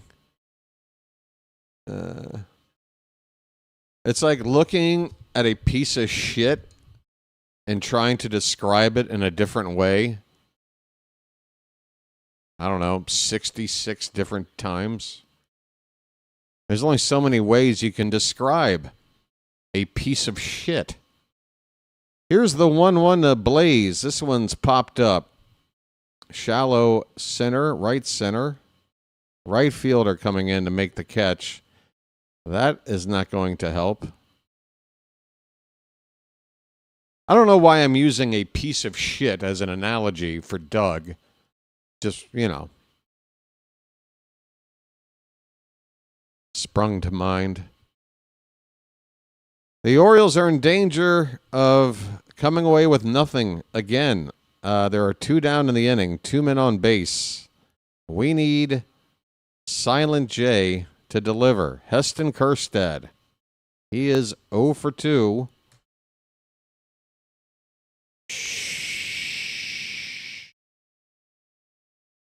First pitch is low. Okay, good start. Please, Charm City chat, I need silence.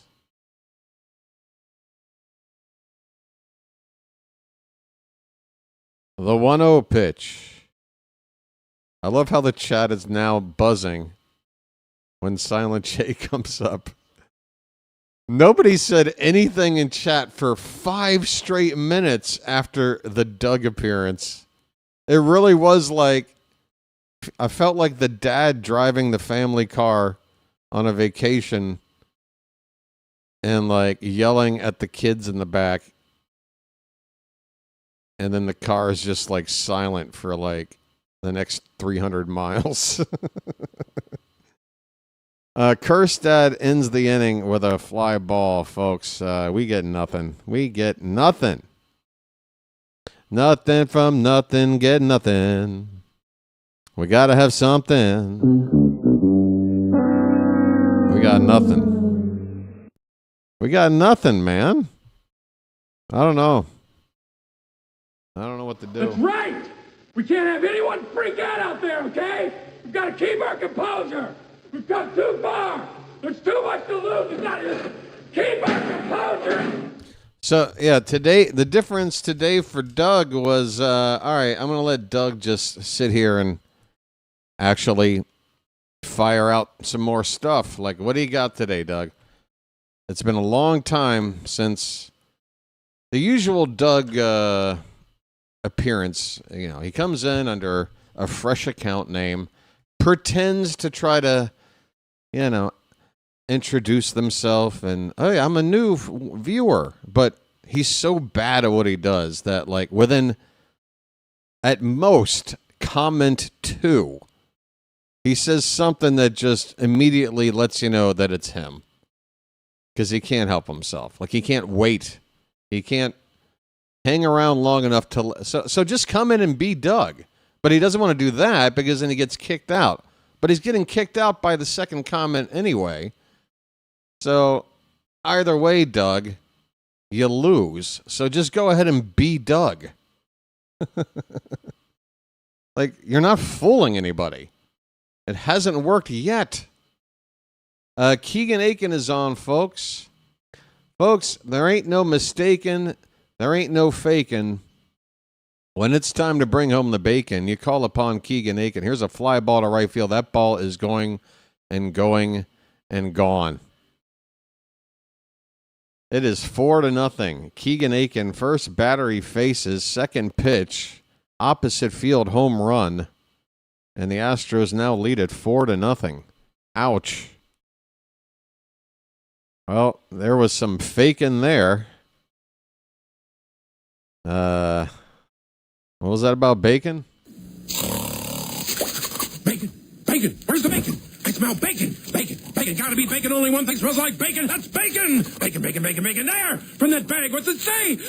I can't read! Please! Please! Give me what's in the bag! Chewy, yummy, smoky bacon! There you go. All right. C.J. Alexander, first pitch strike. Second pitch strike. 0-2 on Alexander, who is 0 for 2 today. Well, we are down Kittredge in the pen. Wells looks good.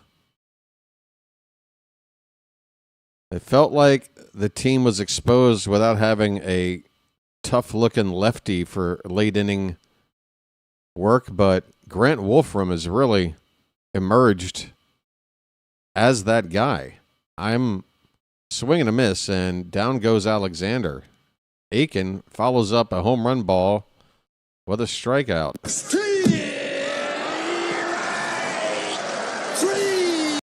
Well, y'all come back now, you hear? Oh, never mind. That's strike 2. Hey, it's spring, folks. There's called strike 3. I should have just bit my tongue for a sec. All right, you heard it already. Aiken gets the strikeout that I knew he'd get. 1 away in the top of the 7th. You're back from your work call. Oh, you didn't miss anything, Phantom. Hey, chat, did Phantom miss anything since his work call? Oh, Phantom, you're probably going to want to listen to a nice 5-minute chunk of the ball game at a later date. Shoulder inflammation for Kittredge there, Bam.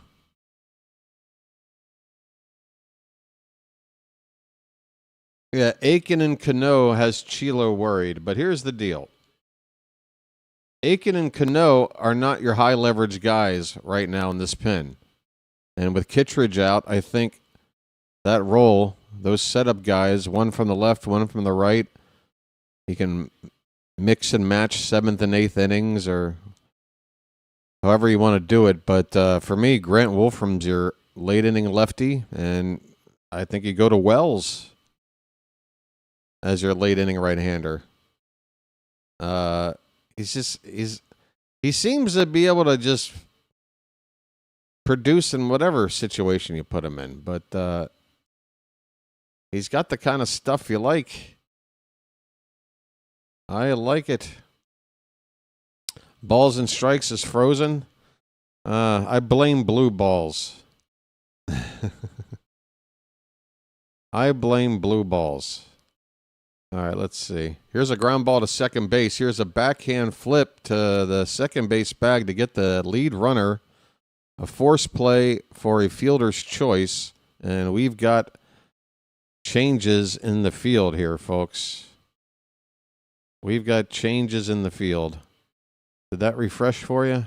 Oh, wait a minute. The vertical side is completely screwed up. All right, looks like it's refreshing. I'll go through all the changes after I've finished my lucky.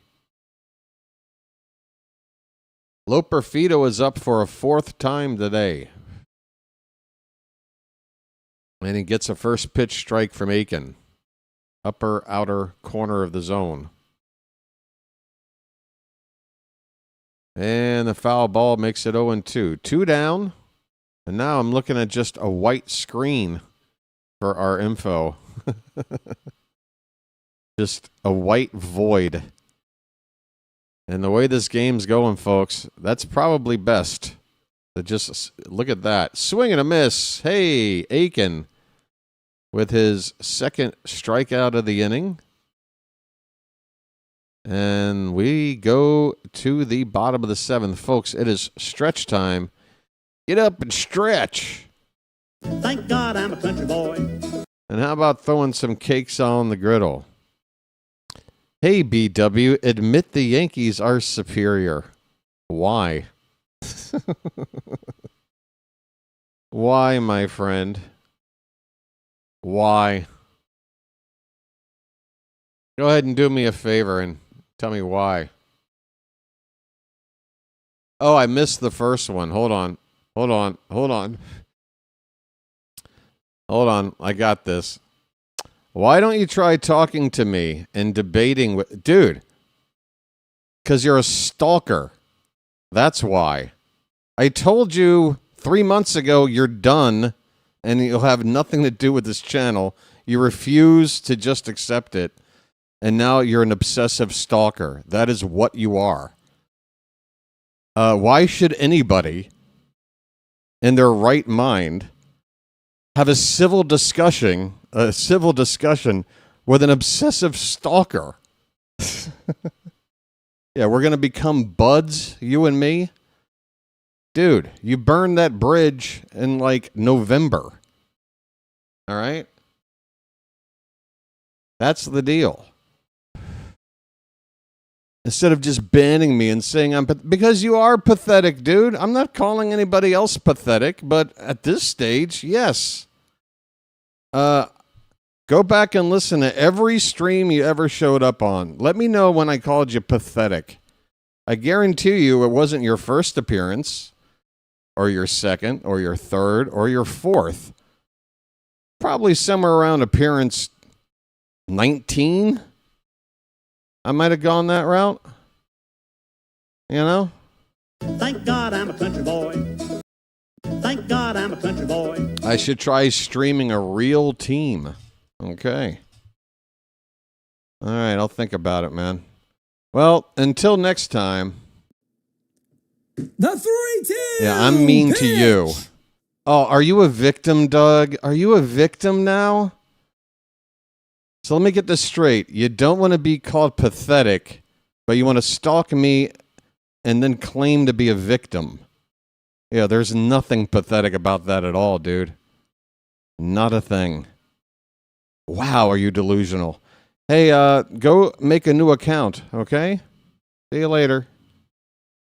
All right, we are in the bottom of the seventh. A 2-1 pitch is popped up in the foul ground. The catcher will make the play, and that is 1 down in the bottom of the seventh. Ulola is still on the mound for the Astros. The Orioles are making quick outs, and we've got a whole new lineup in here, folks.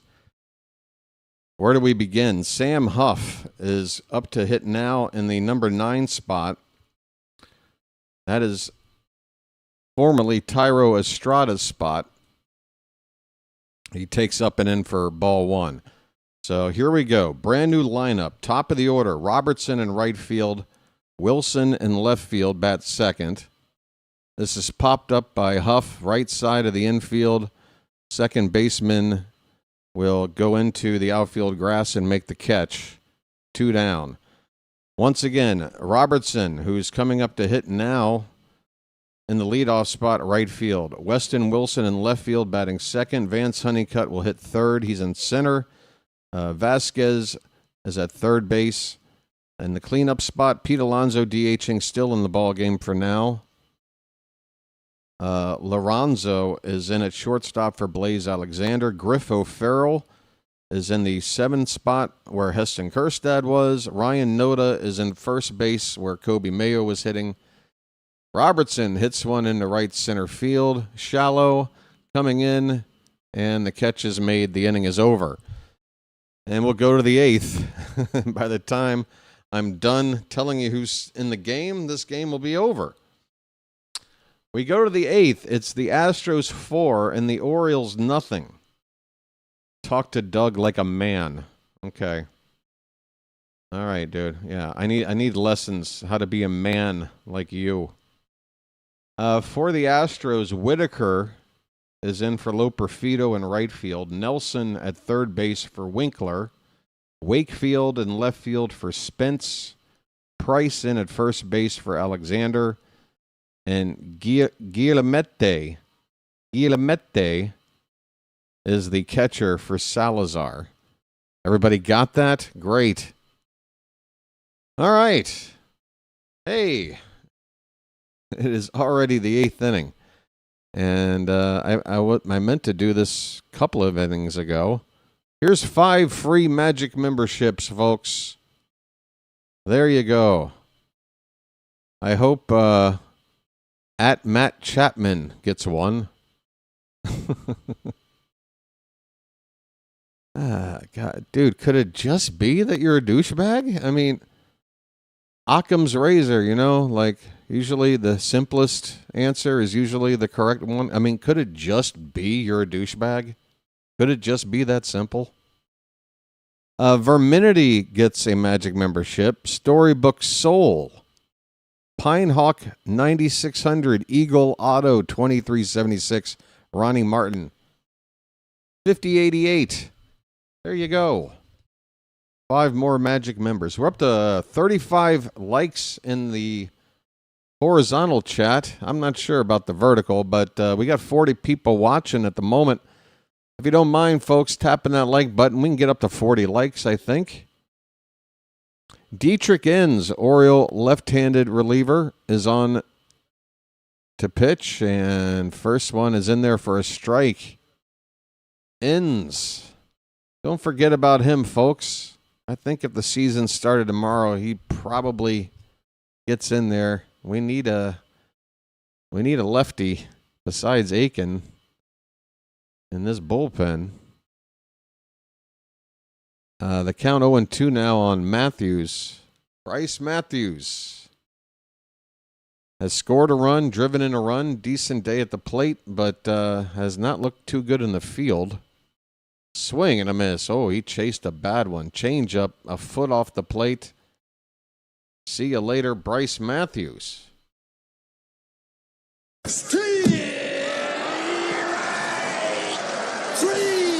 Well, y'all come back now, you hear?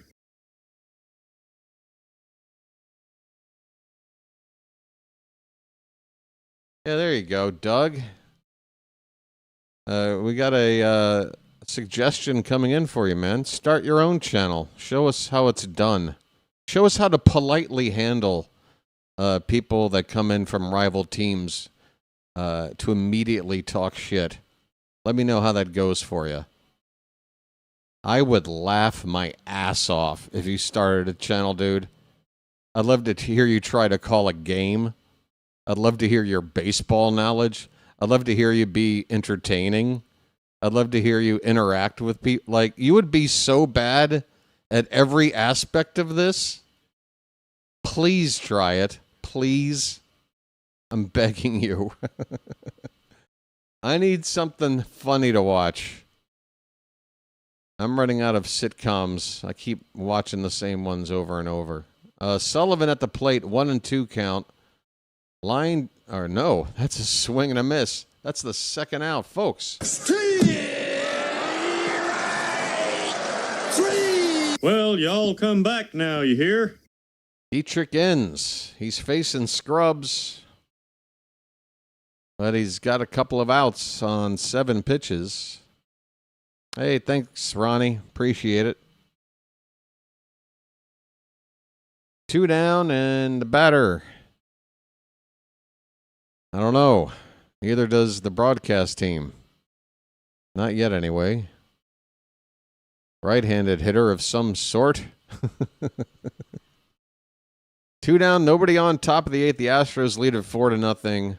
The Orioles have done very little here today to get excited about. I'm basically here to see Vance Honeycutt swing a bat and see if he does something insane. And there's probably about a 3% chance of it, but I'm here for it.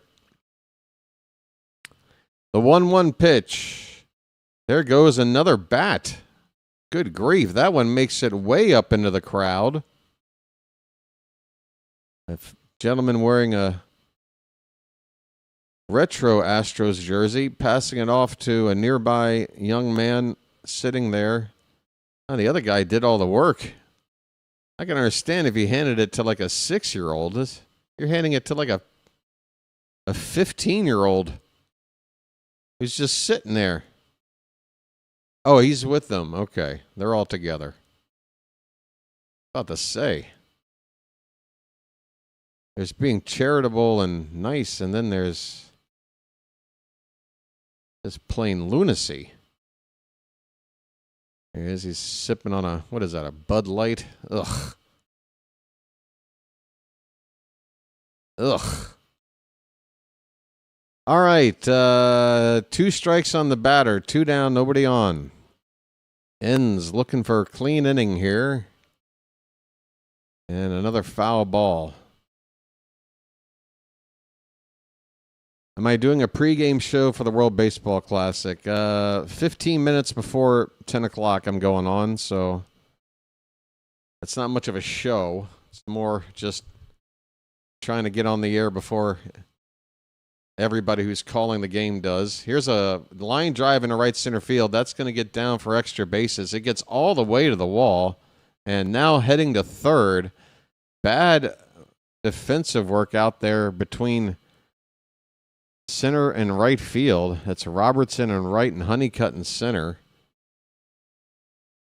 One of them should have been able to cut it off before it got to the wall, and then by the time it did, they didn't dig it out of there very fast. So a runner gets all the way to third base. At least there's 2 out already.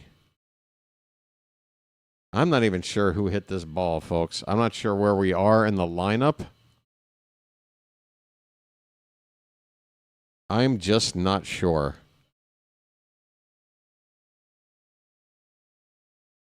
Who is Robertson?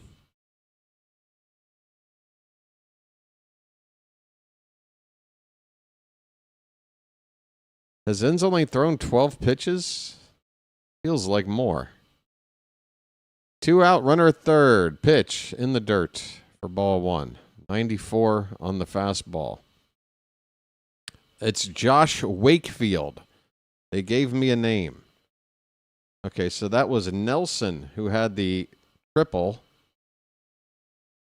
And Wakefield the batter. Here's a ground ball to second. Should end the inning. And it will. Okay, we work around that triple. But we're running out of time here, folks. 6 outs to play with. We haven't done anything today. We've actually out-hit Houston 5-4. But they lead it 4-0. Ugh, what an ugly game so far. Still time left for something interesting. And again, folks, Vance Honeycutt, I believe, is coming up in this next inning. So get something ready. Get your cameras, get that record button ready. Record yourself live reacting to what could be something spectacular. All right? Fantastic. Once again, tonight at 10 o'clock, a BirdWatcher Channel special. It's the World Baseball Classic. It's the first game of the tournament. Chinese Taipei against Australia. Live from the Tokyo Dome in Japan. I will be calling that game starting at 9:45 p.m. Eastern. I am calling other World Baseball Classic games from Team USA involving them. It makes sense because they play at night, which means I can call them breakfast time on my side. Teams playing in other pools, they're playing in the middle of the day on your end, which is middle of the night for me, and I'm already calling 1 o'clock Oriole games on most of these Team USA days. So double headers coming up over the next 10 days or so, several of them. But starting tonight with a special, I want to watch that first game of the tournament and all the pomp and circumstance. All right, here we go. Bottom of the 8th, and here's a ball hit to left field, and well, that ball, is that Honeycutt? Did he clear the wall? No, he didn't. That's not him. Who is that guy? Weston Wilson. Okay. Unbelievable. Weston Wilson just scraped one over the wall. Honeycutt's up next. Oh, my God. Weston Wilson. Folks, we're on the board. It's 4-1. Home run. A scraper over the left field wall. It's magic, you know. It's magic. All right, I can't go through all the buttons because Vance Honeycutt is already at the plate, and I want to see what he does. Vance, ball's in your court. Swing and a miss. Honeycutt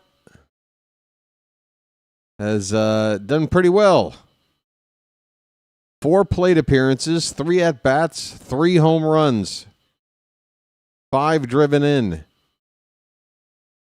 That ball's lifted to left center field and deep. That ball is traveling! That ball is gone! Bye-bye, birdie! I cannot believe it! I cannot believe it! Vance Honeycutt, what are you on? It is 4-2. Folks, tell your grandchildren, write down this date. What the hell is going on?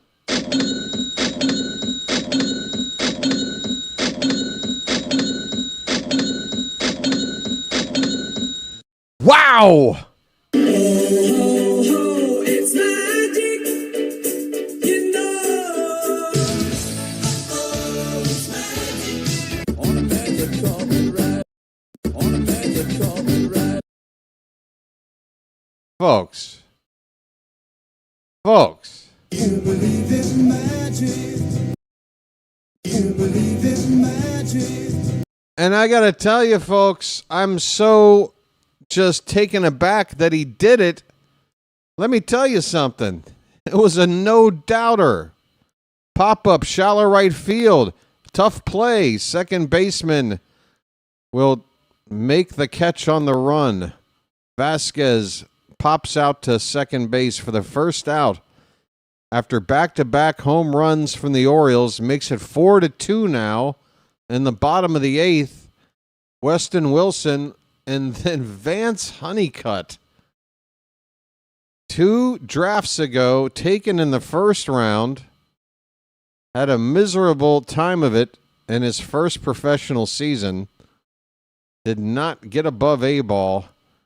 He's going to start climbing this season, I think.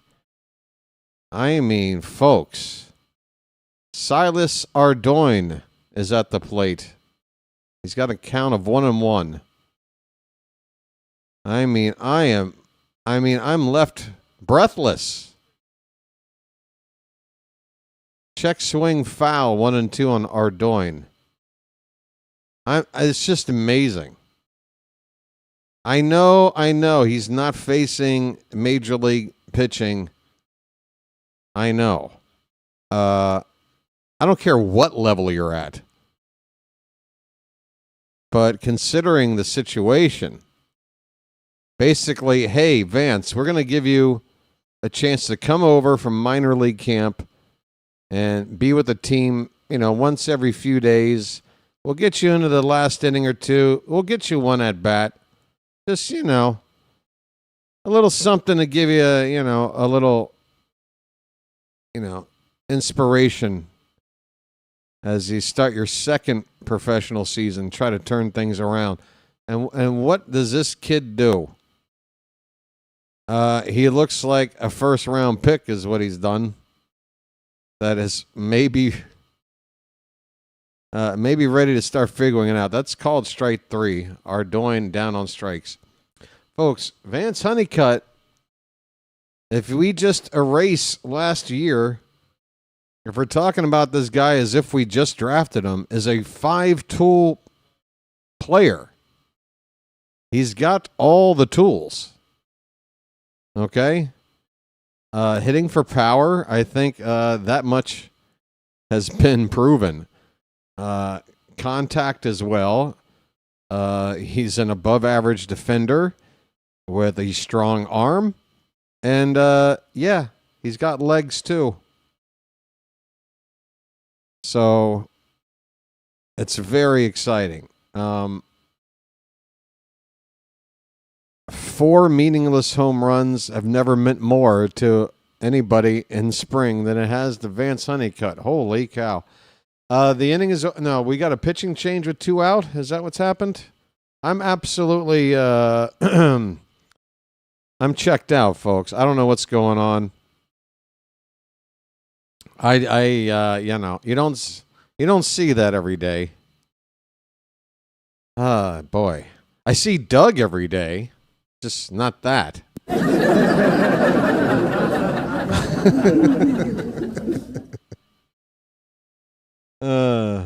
God. I can't, when he hit it into the air, I'm like, all right, it's going to do anything but be a home run, because that would just be stupid. And it's just traveling in the air. Like, even the fielders couldn't believe it, it felt like. Like, just everybody within sight of that swing is just standing there going, that's not happening again. I mean, what's going to happen next time? I mean, they have to give him another game. I mean, there's going to be a round of cuts. I don't know how long it's going to last, but I say you don't let a guy leave your camp until he has an at bat where he doesn't hit a home run. It's crazy. A limber Santa? What? A limber Santa. Hey, folks. What kind of guy do you want to deliver your Christmas presents? I would want a limber Santa. Get it?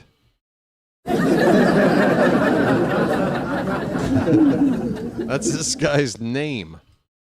Alimber Santa. This is a limber Santa. I love baseball names. Oh, man. Oh, you need to be limber. You got that giant bag of never-ending presents. You got to haul that around. You're going up and down chimneys. You got to be limber.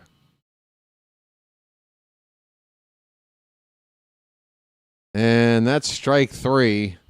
Inning over. So Santa, is there a clause in his contract or? Hey, folks, if we're lucky, the Orioles will bring in John Kinsey Noel. Big Christmas versus Santa. Christmas in March. Stay tuned. It could happen. Folks, Vance Honeycutt. Vance frickin' Honeycutt. I don't know. Santa versus Christmas. That sounds like the worst. That sounds like the worst The Rock movie ever that could actually happen. Hey, folks, we're one like away from 40 on the horizontal side. There's 46 of you here, which means mathematically we could get to 40 if just one of you taps that thumbs up. If ye don't mind. Would ye mind?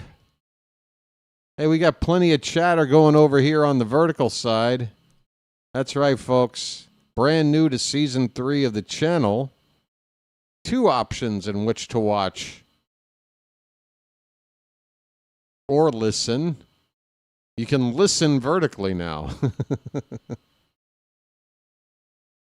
Up to you. But yeah, we got people over there. Hold on.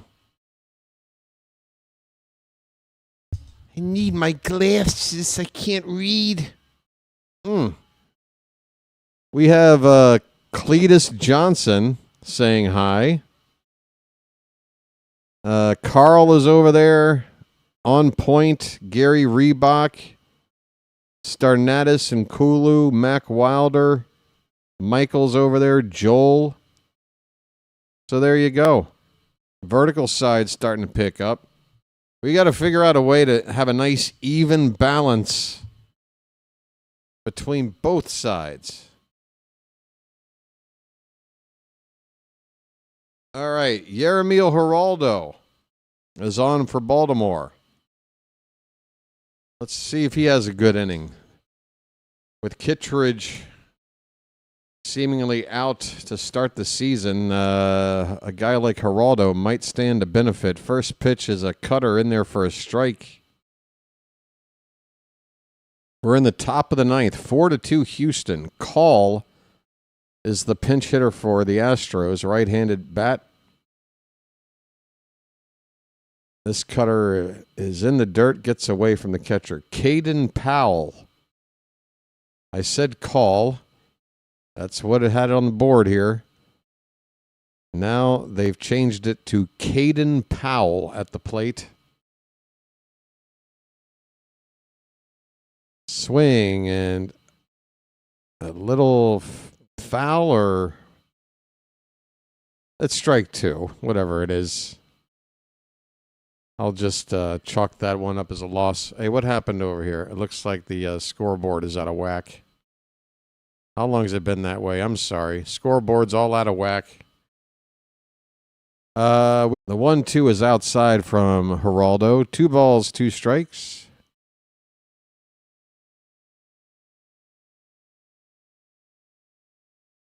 We're back to the white screen of death.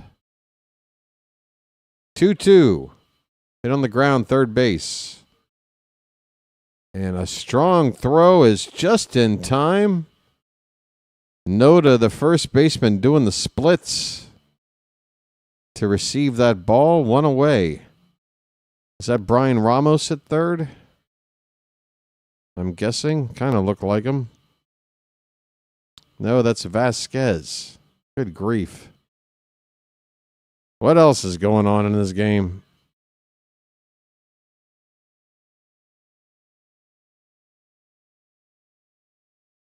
All right, looks like we got a first baseman by the name of Price up to hit. First pitch fouled back. Price.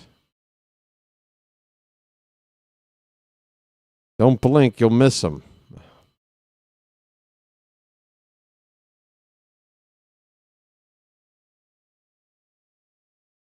called strike. 0-2 quickly on Price.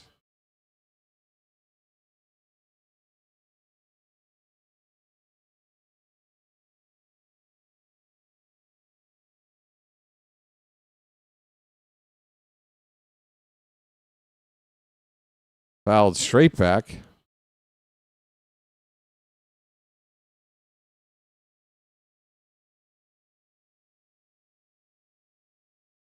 Oh, and 2 the count.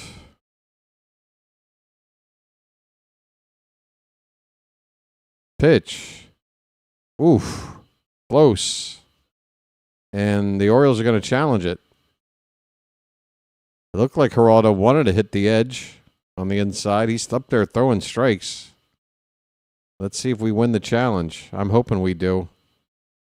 Because that would show just how...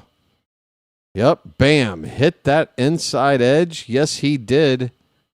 By just an eighth of the baseball or so.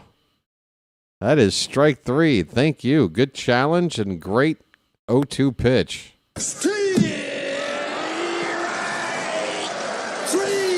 Well, y'all come back now, you hear? Well done. 2 down in the top of the 9th. The Orioles will have one chance to tie or win. This is a fly ball to right by Unroe, who's been in the game pretty much the whole day, right? That's a fly ball. Will be caught out there. The inning is over. Yeah, Unroe. Unroe stayed in the whole game. And that's it. We go to the bottom of the 9th. I cannot believe Vance Honeycutt hit a home run, man. It looks like for the Orioles, it'll be Lorenzo, O'Farrell, and Noda due up. And we would need to rally something special to maybe get Honeycutt up one more time. This guy.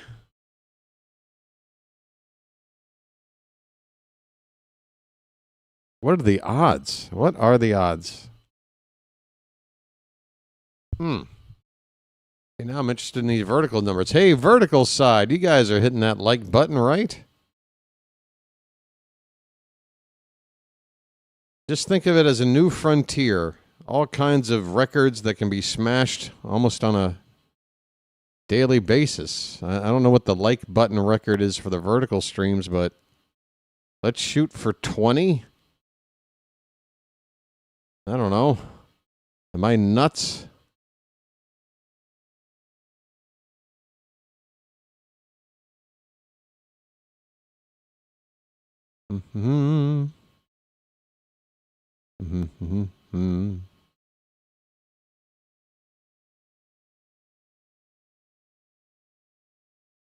Anyone know what pitch types Honeycutt hit his 4 home runs on? I don't know if anybody has that precise of info.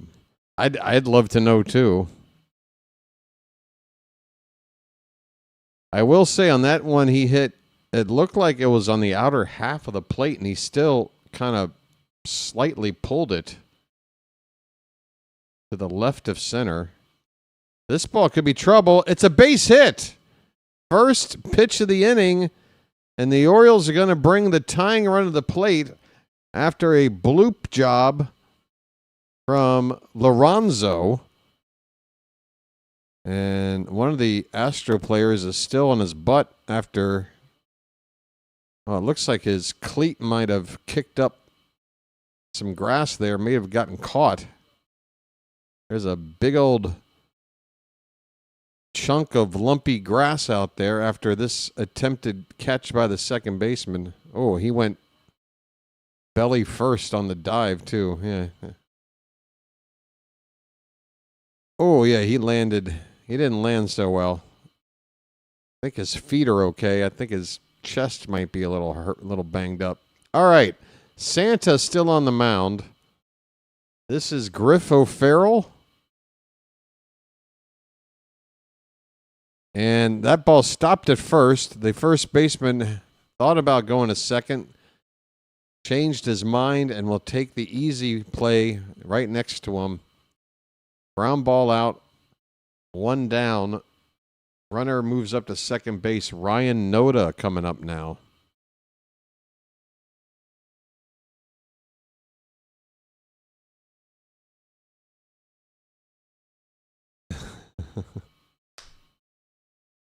Fastball on the Honeycutt home run today. Sam Huff, pitch inside, ball 1. Huff hit a home run. What was this? Back-to-back with Honeycutt last time they both played, right? If memory serves. Home run here would tie the ball game.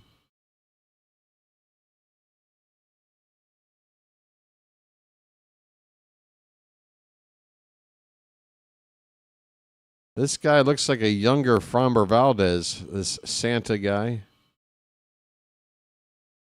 That pitch is off the plate. 2-1 the count.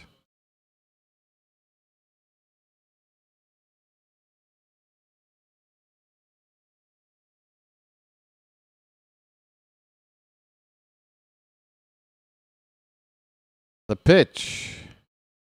That is a tapper toward the pitcher. Santa will pick it up and dropped at first base. Just plain dropped. I mean, Pee Wee League stuff. What are we doing here? Santa, you better put that first baseman on your naughty list. I mean, was it the best throw? No. It was low, but damn. So the Orioles, first and third, only 1 out, and we're 1 batter closer to seeing Honeycutt again. It's back to the top of the order for Robertson. Honeycutt 2 batters away. It's possible, folks. What if he walked it off? I can't even. Come on, Robertson, keep it going. Pitch. That is outside, ball 1. Folks, I want the impossible to happen. I want what is, for the most part, been a dud of a spring training game, and I mean that by spring training standards, until Honeycutt showed up. And now I'm getting excited. It's a 1-0 on Robertson. Swing and a miss. If he did get a piece, it went to the backstop. Strike 1 either way. Come on, buddy.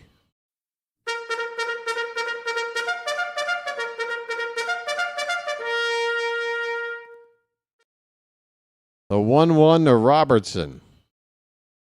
Up the middle. Oh, it's hit slowly. Step on the bag for 1. Over to first. Oh, it's a double play. And that ends the ball game. Oh, shoot.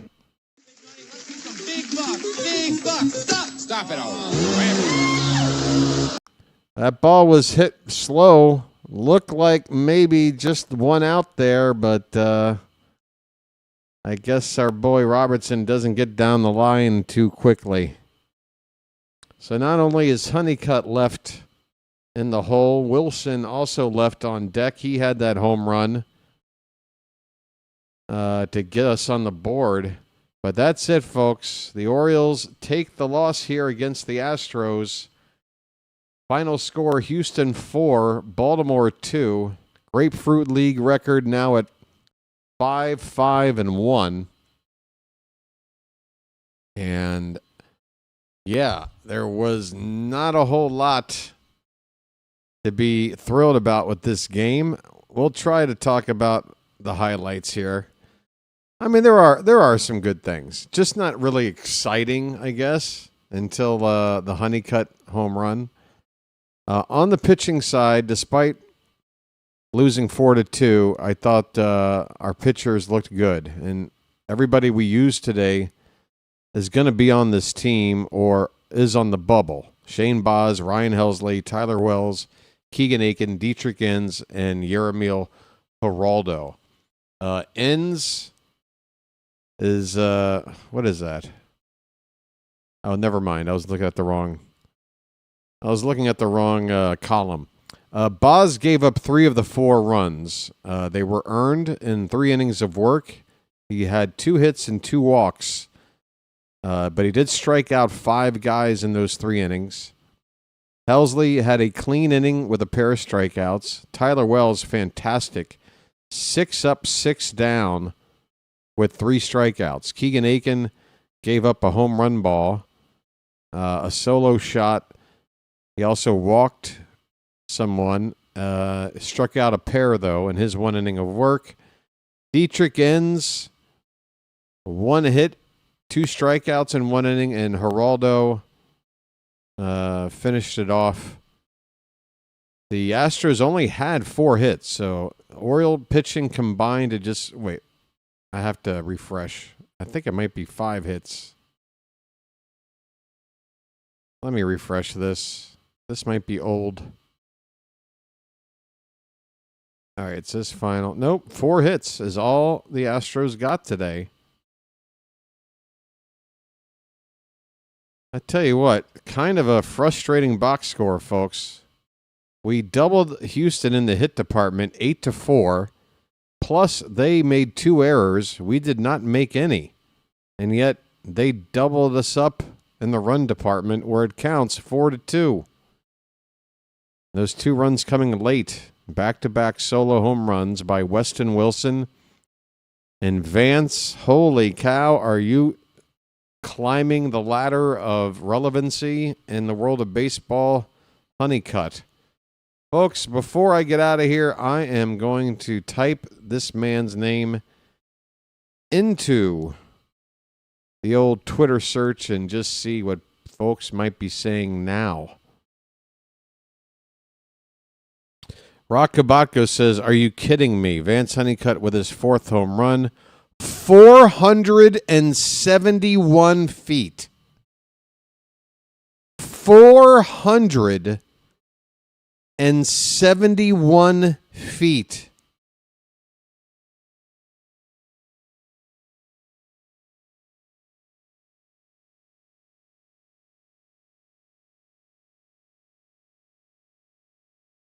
$471 feet.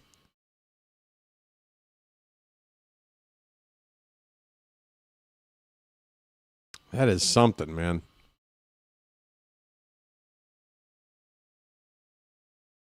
Imagine being able to channel that kind of in-the-zoneness for like a 2-week stretch, but instead of it being late February, early March of spring training, you somehow were able to save it for October and became one of the biggest legends in the history of this game with just an amazing postseason run.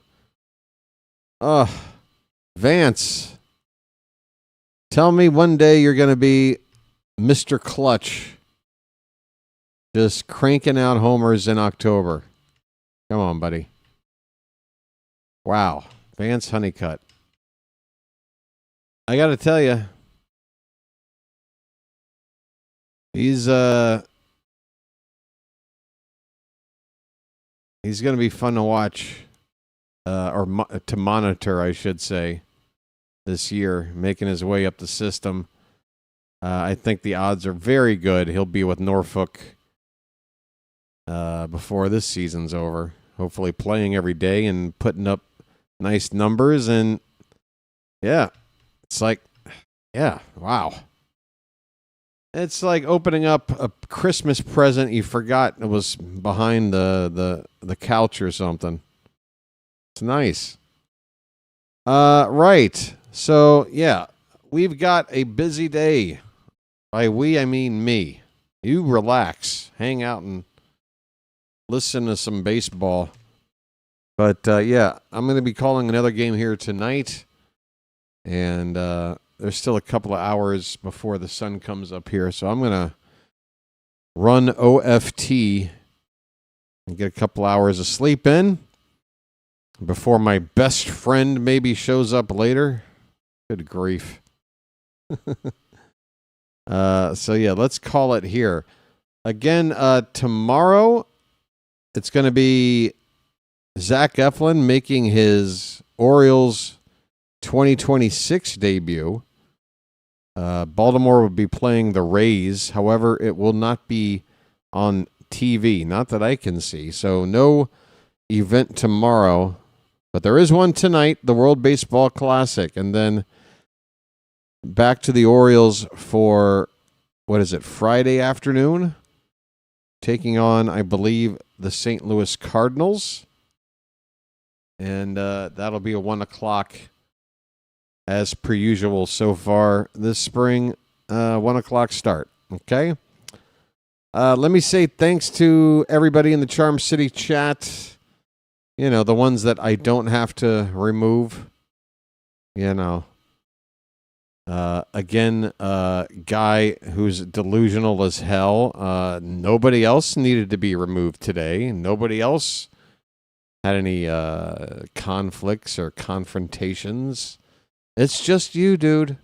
It's just you. But keep convincing yourself otherwise.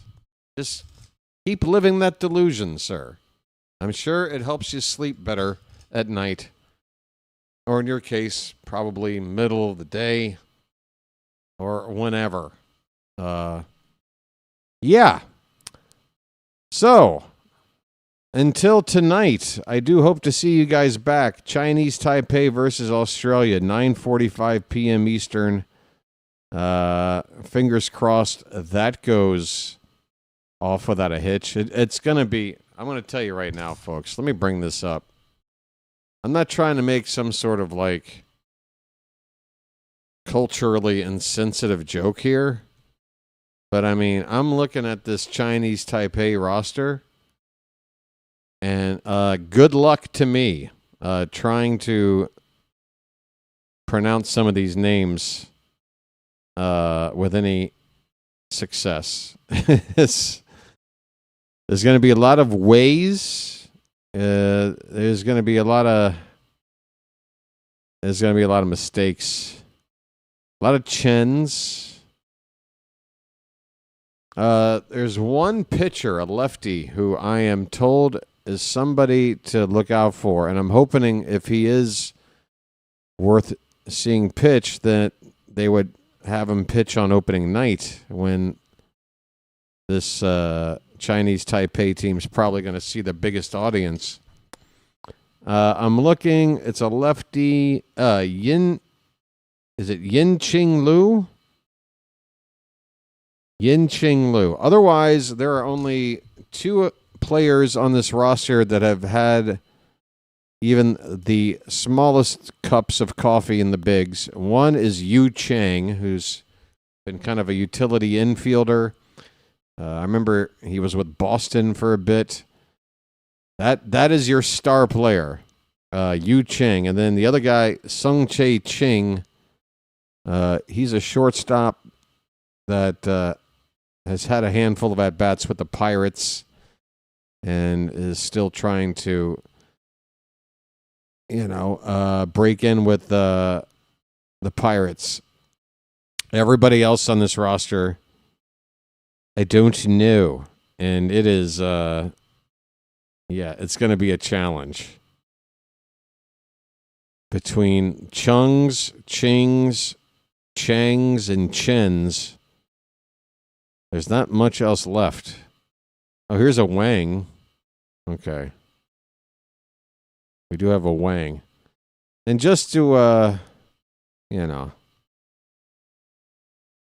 just to give a balanced approach, looking at the Australia roster here, the guy you're going to want to know that is playing is Travis Bazzana. Isn't that the guy that's on here? The Guardian prospect? He was like number one prospect like a year ago. Then had like a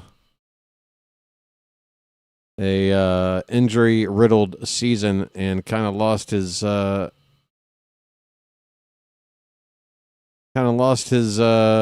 what do you call it? I can't find him. I thought he was on this team. I don't recognize anybody else. I think Liam Hendricks is also on this team, but he's not available until, or I think the deal with Liam Hendricks is he will not join with the team unless they make it out of the group stage, which is probably not happening, so he's probably not going to play. Yeah. All right, can we have just a little bit of fun? I want to see if I can find the moment where Honeycutt hit that home run and give it a listen. A reaction to myself. Folks, you want to talk about ego problems? I want to, while still live streaming, listen to myself call that Honeycutt home run. Because I cannot believe. I don't know if I can find it. I'm scrubbing through looking for basically my body to like contort out of excitement. But I'm failing. This exercise is failing. What, me exercise? Nah. All right, I want to try one more thing. Oh, wait a minute. Am I not even... Okay, I am on screen. All right. Good grief. All right, here's what I'm going to do. I'm going in.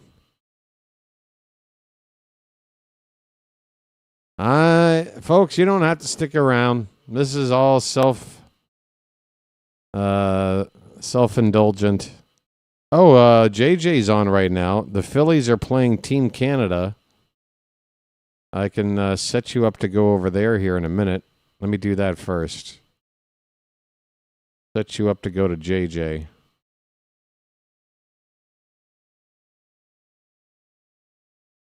There he is. I don't know what stage of the game he's in. He might be doing a wrap-up thing right now, too, for all I know. But if you do get over there, do give him a like and a hello, if you don't mind. And I'm going to give this one shot. Do not miss my chance to blow. This opportunity comes once in a lifetime, yo. So we monitored Mayo today. Vance frickin' Honeycutt. Spring. All right, get the ad out of the way. What inning was that in? That was in the bottom of the 8th. Okay, so go over here. Da-da-da-da-da. Oh, wait a minute. Something is odd. This stream looks like it just started like 15 minutes ago. Something is very wrong. Hey, everybody. I don't have the chat up. All right. Forget it, folks. I don't know what's going on. I tried to look it up. And I can't find it. I can't for some reason. That's weird.